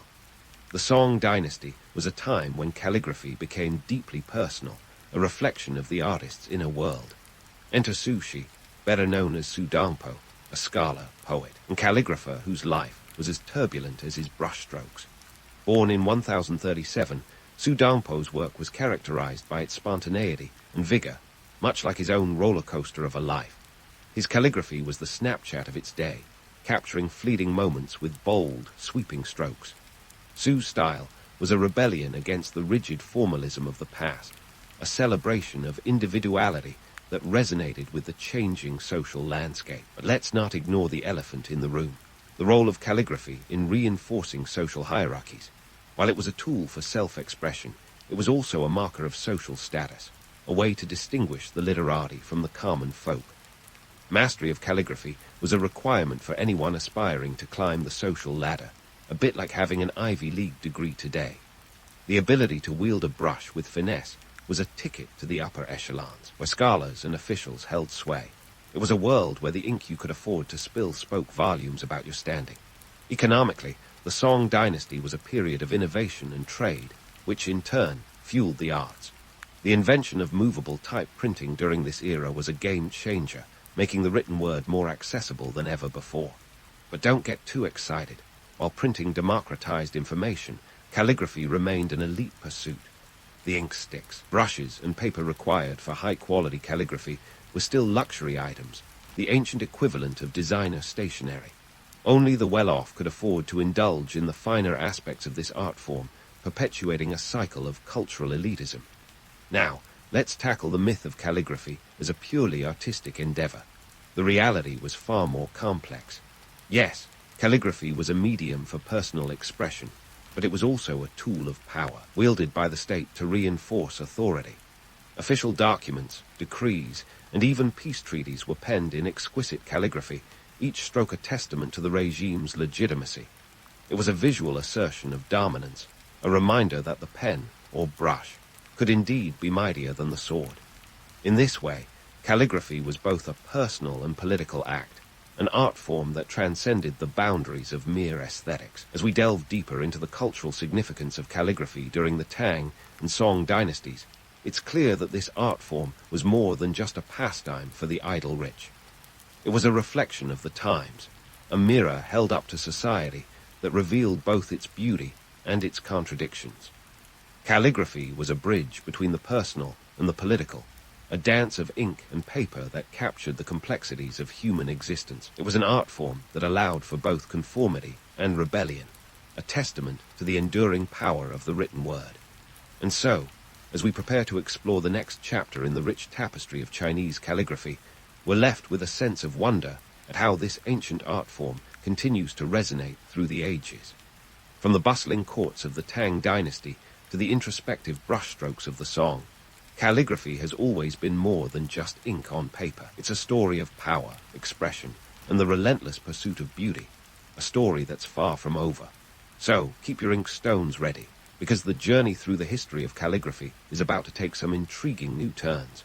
And so, as we stand at the crossroads of history and modernity, let's take a quantum leap from the elegant brushstrokes of the Tang and Song dynasties to the neon-lit, pixelated world we inhabit today. Enter the 21st century, where the ancient art of Chinese calligraphy finds itself rubbing shoulders with digital technology, a curious blend of tradition and innovation that's as unexpected as finding a wise old monk tinkering with a smartphone. In today's world, calligraphy is no longer confined to the scrolls of emperors or the dusty shelves of academia. It has burst into the global spotlight, fueled by a surge of interest in all things vintage and artisanal. But let's not kid ourselves. This isn't just a quaint revival. Oh no, calligraphy is now a heavyweight contender in the international art market, with pieces fetching prices that could make a stockbroker weep. According to the China Association of Auctioneers, a single calligraphy piece can sell for millions of dollars. with some works earning as much as $60 million at auction. It's safe to say the ink is flowing in rivers of gold. Yet, as with any art form, the allure of calligraphy isn't just about the price tag. No, dear listener, there's something deeper at play here, a connection to history, a tangible link to a past that feels both distant and surprisingly intimate. In an age where communication often consists of stringing emojis together like digital hieroglyphs, the deliberate, meditative act of crafting each character with a brush offers a moment of reflection, a pause in the relentless march of progress. It's a reminder that even in a world dominated by the ephemeral, the enduring power of the written word remains. Now, let's talk tech, because the digital revolution hasn't left calligraphy untouched. In fact, it's given the ancient art a new lease on life. Digital calligraphy apps have sprouted up like bamboo shoots after rain, making the craft accessible to anyone with a smartphone and a spare moment. Apps like ZenBrush and Calligraphy Art allow users to experiment with virtual ink and paper, bringing the joy of calligraphy to a new generation. But hold your horses before you start thinking this is just a digital doppelganger of the real thing. These apps have democratized access, yes, but they've also sparked a debate. Can pixels ever truly capture the soul of a brushstroke? The purists, of course, will argue that there's no substitute for the tactile satisfaction of ink meeting paper, the subtle variations in pressure and flow that give each piece its unique character. They're not wrong. The brush, after all, is an extension of the calligrapher's hand, a conduit for expression that feels as personal as a signature. But let's not dismiss the digital entirely. What it lacks in authenticity, it makes up for inaccessibility, offering a gateway into the world of calligraphy for those who might never have picked up a brush otherwise. It's a bit like learning to play the piano on a keyboard app. Sure, it's not Carnegie Hall, but it's a start. On the global stage, calligraphy has become a cultural ambassador, a symbol of China's rich artistic heritage with universal appeal. Exhibitions dedicated to Chinese calligraphy are held worldwide, from the hallowed halls of the British Museum to the bustling galleries of New York City. It's a testament to the art form's enduring charm, a reminder that beauty transcends language barriers. But let's not get too misty-eyed. The global interest in calligraphy is as much about savvy marketing as it is about cultural appreciation. Chinese art has become a hot commodity, and calligraphy, with its blend of history and aesthetics, is the perfect package to sell to a world eager for a slice of the exotic. Yet, even as calligraphy takes its place in the pantheon of global art, it remains a deeply personal practice, a meditation on form and function that speaks to the soul. It's the antithesis of our fast-paced, digital lives, a slow, deliberate dance of ink that requires patience and precision. And perhaps that's why it continues to resonate. In an age where everything is instant and disposable, calligraphy offers permanence, a tangible connection to something greater than ourselves. It's a reminder that the written word, with all its elegance and power, still holds a place in our hearts.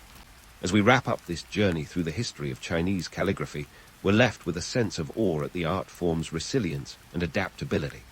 From the oracle bones of the Shang Dynasty to the digital brushes of today, calligraphy has evolved, yet its essence remains unchanged. It's a testament to the human spirit, a reflection of our desire to communicate, to express, and to leave our mark on the world. So, whether you're a seasoned calligrapher or a curious newcomer, remember this. Each brushstroke is a step back in time, a connection to a tradition that has shaped cultures and inspired generations. In the grand tapestry of history, calligraphy is more than just an art. It's a legacy that continues to write itself, one elegant stroke at a time. And as you ponder the enduring allure of the brush in a world of pixels, ask yourself, what is it about the simple act of writing that continues to captivate us? Perhaps it's the realization that, in the end, the most powerful stories are not those written in haste, but those crafted with care, each stroke a testament to our shared humanity. Amid the bustling streets of Constantinople, where merchants hawked everything from spices to silks, something truly spectacular was unfolding on the walls and ceilings of the city's most opulent buildings. No, it wasn't a medieval tick-tock dance challenge, although the effect was just as mesmerizing. We're talking about Byzantine mosaics.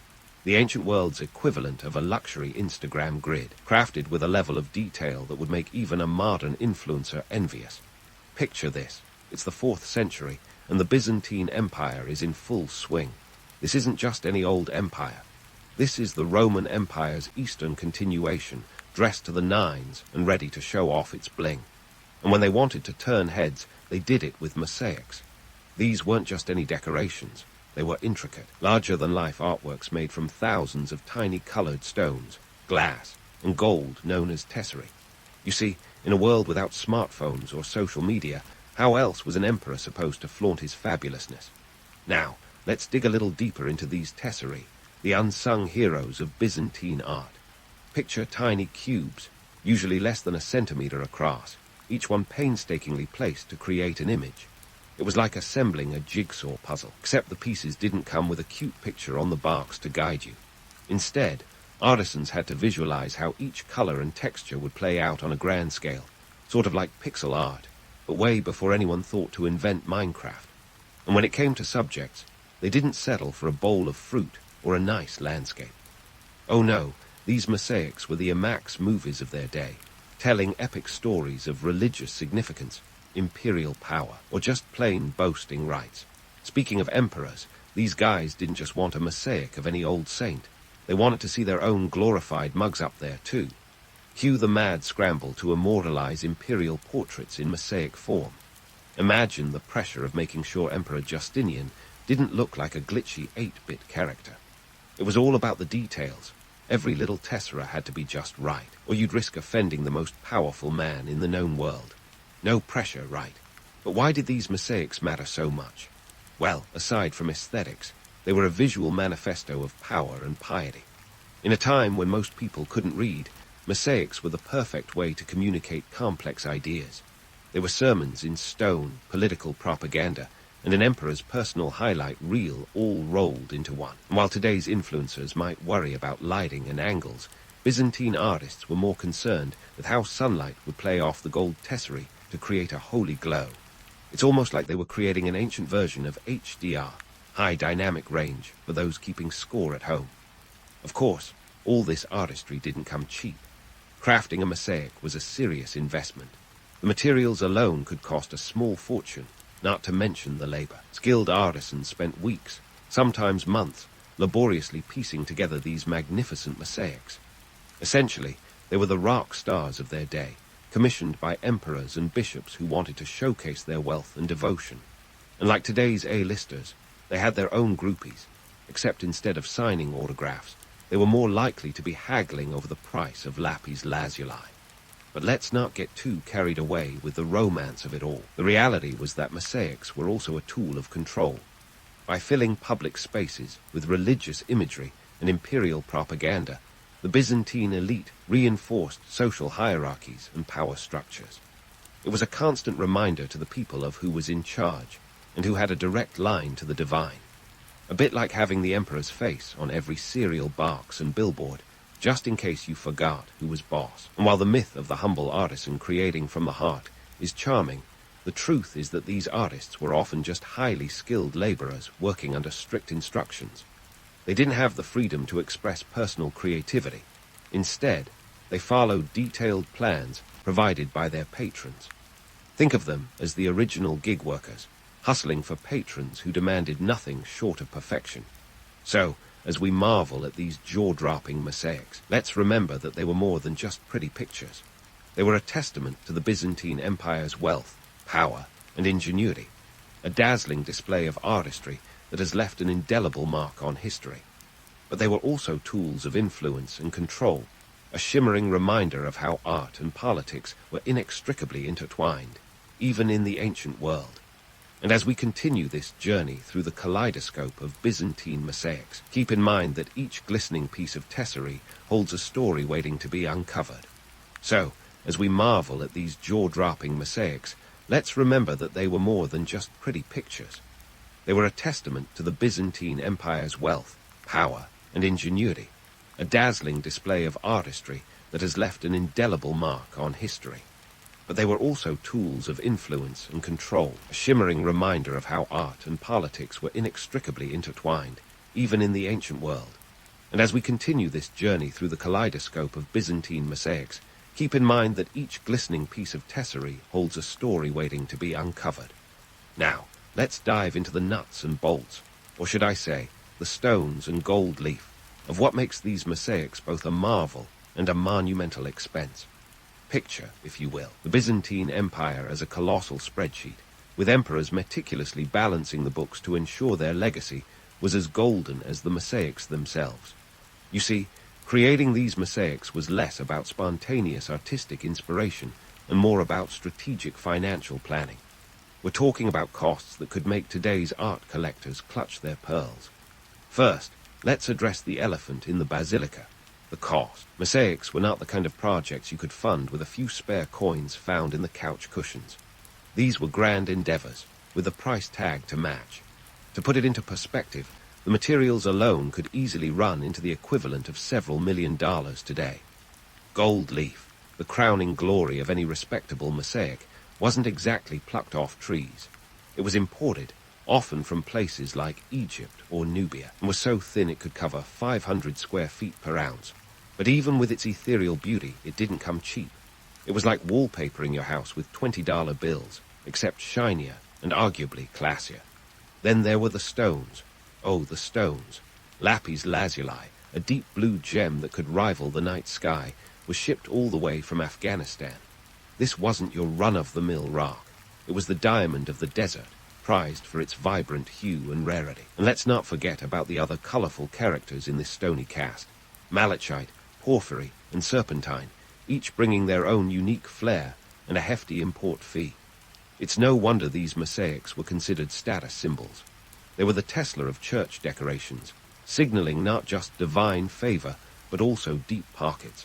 But it wasn't just about acquiring these luxurious materials. It was about the logistics of getting them from point to point B without them mysteriously disappearing into the pockets of enterprising middlemen. Transporting these materials across continents was a feat worthy of a logistical genius. Picture caravans snaking through treacherous terrains, ships braving unpredictable waters, all to deliver the goods. It was like a high-stakes game of telephone, but instead of gossip, they were passing along priceless treasures. And then came the artisans, the unsung heroes who transformed these raw materials into masterpieces. While the romantic narrative paints them as solitary geniuses toiling in the flickering candlelight of creativity, reality was far less glamorous. These artisans were more akin to highly skilled technicians than free-spirited artists. They followed precise patterns and instructions, often set by their patrons, who would frown upon any deviation that might result in an emperor looking more like a potato than a paragon of power. The life of a Byzantine mosaic artist was probably closer to that of a project manager than a painter. They had to budget their time and resources, coordinating with suppliers, managing a team of workers, and ensuring that the end result met the exacting standards of their often impatient patrons. It was a delicate dance of diplomacy and dexterity, where a misplaced tessera could mean weeks of rework or worse, a disgruntled emperor. And let's talk about the labor involved. We're not talking a couple of weekends of DIY here. Creating a mosaic was a laborious process that required back-breaking precision. Imagine spending hours on end, hunched over a wall, meticulously placing each tiny piece of glass or stone into just the right spot. It was all about the grind, literally and figuratively. The stones had to be cut, shaped, and polished before being set into mortar, and each piece had to be placed with the kind of care that would make a neurosurgeon nod in approval. Of course, while the patrons were busy counting their coins and the artisans were grinding their stones, the Byzantine Empire itself was a bustling hub of trade and commerce, which made all this possible. Constantinople was the center of it all, a city where East met West, and a place that would make a modern stock exchange look like a lemonade stand. Goods flowed in from all corners of the empire, feeding the insatiable demand for luxury and opulence that would fuel the mosaic industry for centuries. Yet, amid all this grandeur, it's easy to forget that these mosaics weren't just about wealth and power. They were deeply personal expressions of faith and devotion. Commissioned by emperors, bishops, and wealthy patrons, they were intended as offerings to God, a visual testament to their piety. In a way, these mosaics were the ultimate hybrid of the sacred and the secular, an investment in both divine favor and earthly prestige. So, as we peel back the layers of gold leaf and stone, what we find is a story not just of artistic achievement, but of economic strategy, logistical prowess, and human ambition. These mosaics were more than just eye candy. They were the culmination of a complex web of trade, politics, and personal ambition. They were the bling of the Byzantine world, a testament to a time when art was as much about the bottom line as it was about beauty. And while today we might marvel at their intricate beauty, it's worth remembering that each mosaic was a masterpiece not just of art, but of economics. As we continue to explore the world of Byzantine mosaics, remember, every piece of tesserae is not just a story, it's an investment. So, speaking of investments, let's talk about how Byzantine emperors like Justinian turned these mosaics into the ultimate propaganda tools. Forget billboards and Instagram ads. Back in the day, a mosaic was the emperor's way of sliding into your DMs with a message of power and piety. These weren't just pretty pictures. They were the ancient equivalent of a carefully curated brand image. Let's set the scene in the 6th century, when Justinian was in charge. This guy wasn't just any emperor. He was the Steve Jobs of the Byzantine world, obsessed with innovation and control. And what better way to cement your legacy than by using mosaics as your personal PR campaign? Get this. Justinian's reign was marked by ambitious building projects, including the iconic Hagia Sophia. This architectural wonder wasn't just a marvel of engineering. It was a canvas for some of the most stunning mosaics ever created. Imagine walking into the Hagia Sophia, your eyes drawn upwards by the shimmering gold mosaics that seemed to glow with divine light. But hold up, those weren't just religious scenes up there. Look closely, and you'd spot Justinian himself, looking as holy as a saint and as powerful as a god. These mosaics were more than art. They were strategic messages, carefully crafted to reinforce Justinian's image as both a pious leader and a political powerhouse. It was like having a 24/7 broadcast of your best angles, reminding everyone who was boss.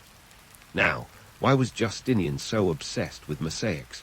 Well, for starters, most of his subjects were illiterate, so words on paper wouldn't cut it. Mosaics were the perfect medium to communicate complex ideas to the masses. Think of them as medieval memes, but with infinitely more gravitas. Each piece of tesserae was a pixel in a grand narrative, spinning tales of celestial endorsement and earthly authority. They were the emperor's way of saying, "Look at me, blessed by God, ruling by divine right." Any questions? But mosaics weren't just about divine optics.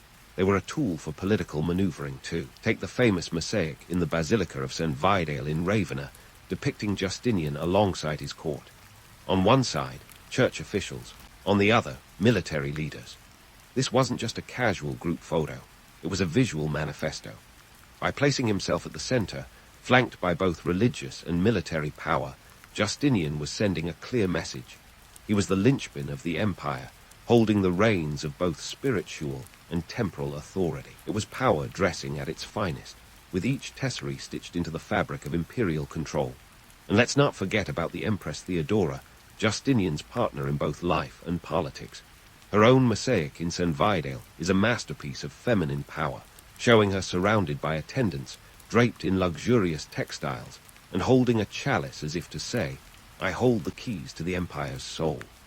These images weren't just decoration. They were statements of influence, reminding subjects of who wielded power, both seen and unseen. It's tempting to romanticize these mosaics as simply beautiful works of art, but peel back the glittering gold, and you'll find layers of political strategy.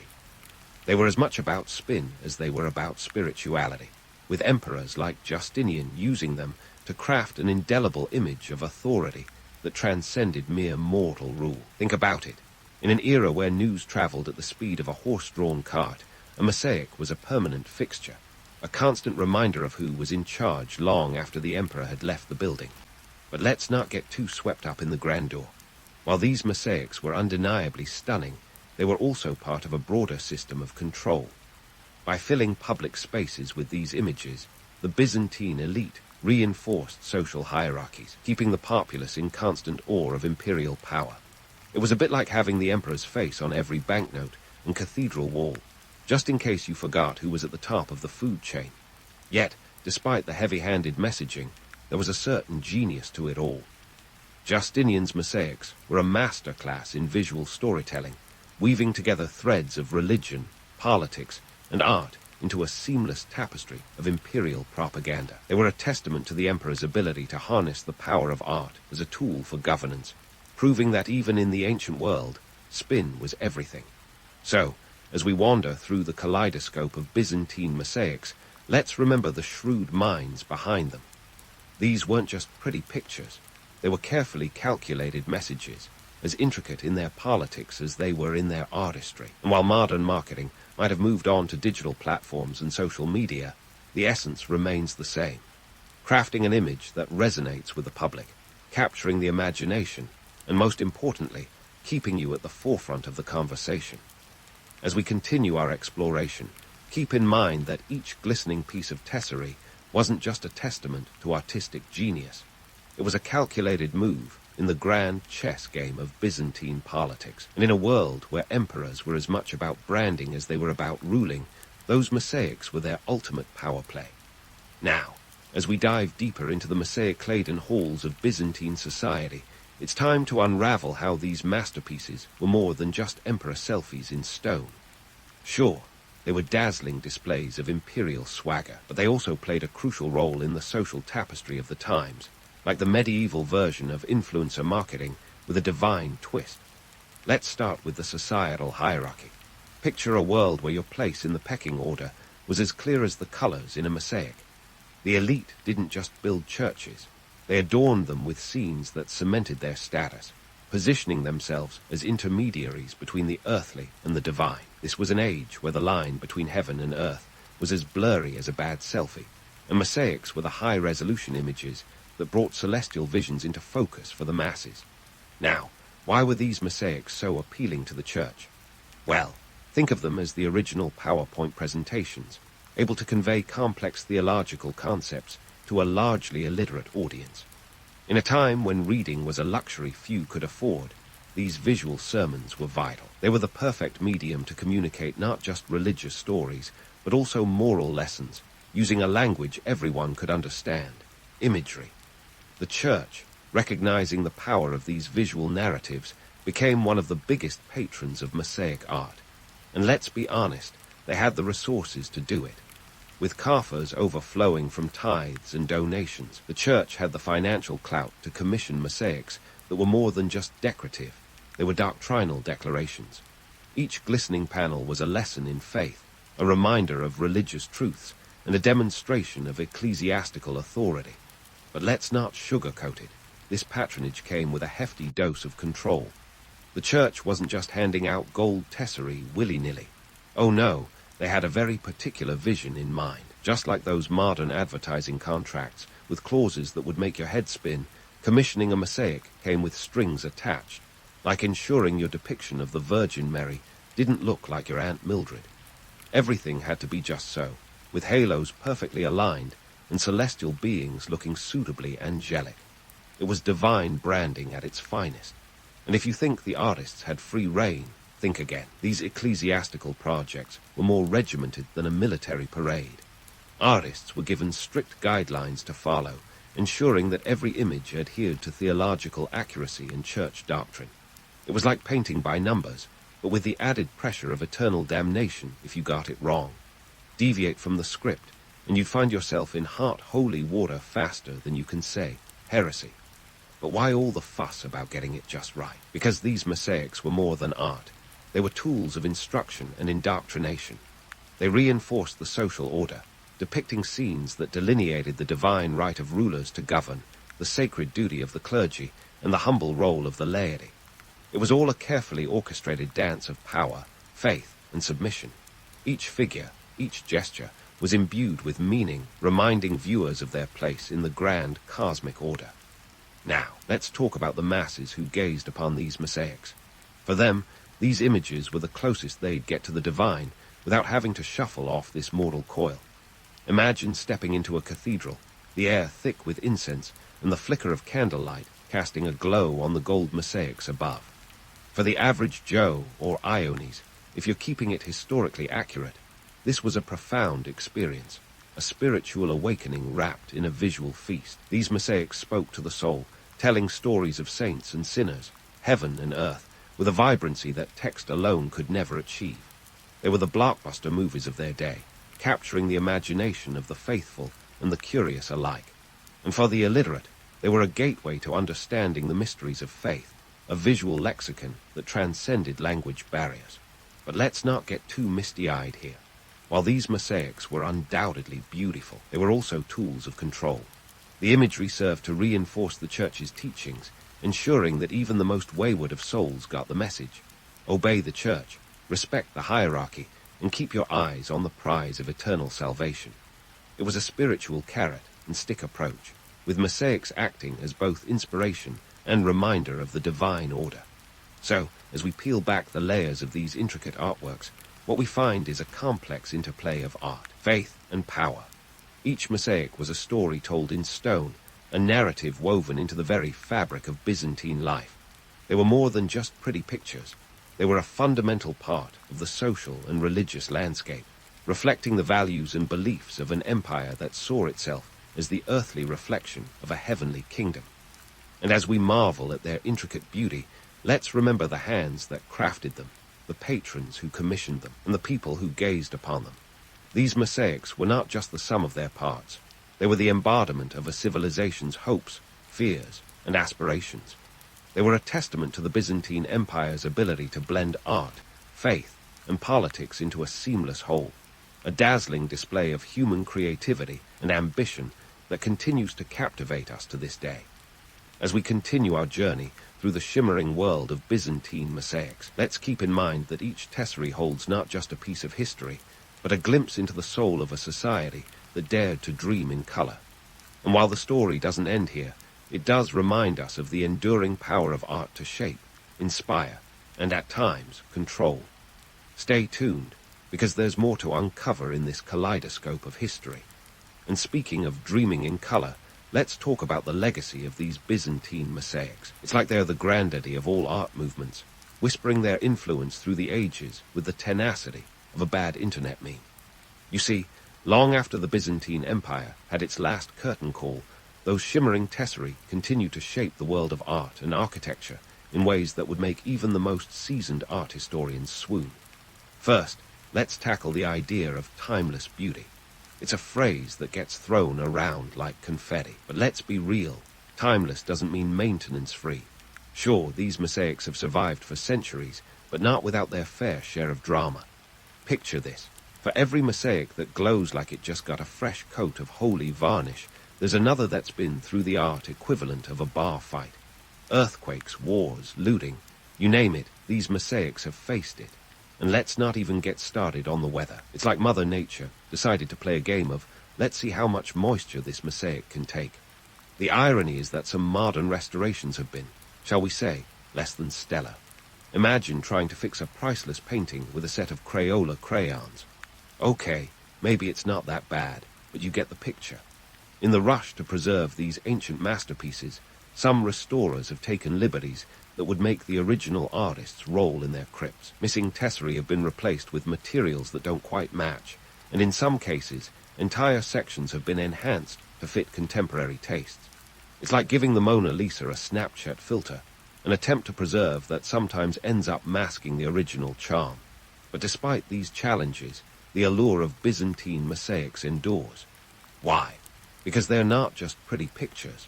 They're visual time machines. They transport us back to an era when art was a blend of divine inspiration and political propaganda, where every glint of gold and every flicker of candlelight told a story. And let's face it, who doesn't love a good story? Fast forward to the Renaissance, and we see how Byzantine techniques seeped into Western art like a well-placed plot twist.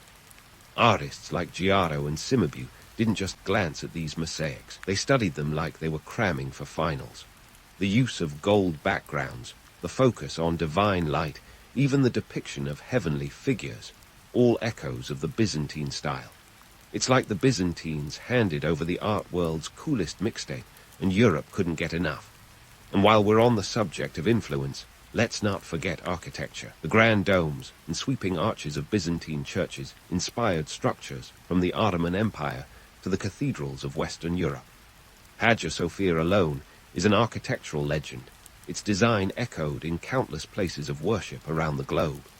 It's like the Byzantines were the original influencers, setting trends that would last longer than a TikTok dance craze. So, what makes these mosaics so captivating even today? Maybe it's because they're a perfect blend of the sacred and the secular, of art and advertisement. They remind us that beauty doesn't exist in a vacuum. It's a product of its time, shaped by the hands that create it and the eyes that behold it. They're a testament to human ambition, to the desire to leave a mark that outlasts the fleeting shadows of everyday life. And while we might chuckle at the thought of ancient emperors using mosaics as their version of a social media feed, there's something deeply human about their quest for immortality through art. In a world where everything seems transient, these mosaics stand as a reminder that some things, like the pursuit of beauty and meaning, are indeed timeless. In closing, as we step back from these glittering masterpieces, let's appreciate the complexity of their legacy. They are more than just remnants of a bygone era. They are a bridge between past and present, a reminder of the enduring power of art to inspire, challenge, and connect us. And while the Byzantines might not have had Instagram to showcase their work, their mosaics have achieved something far greater. They've stood the test of time, captivating generations with their shimmering stories and silent symphonies of color.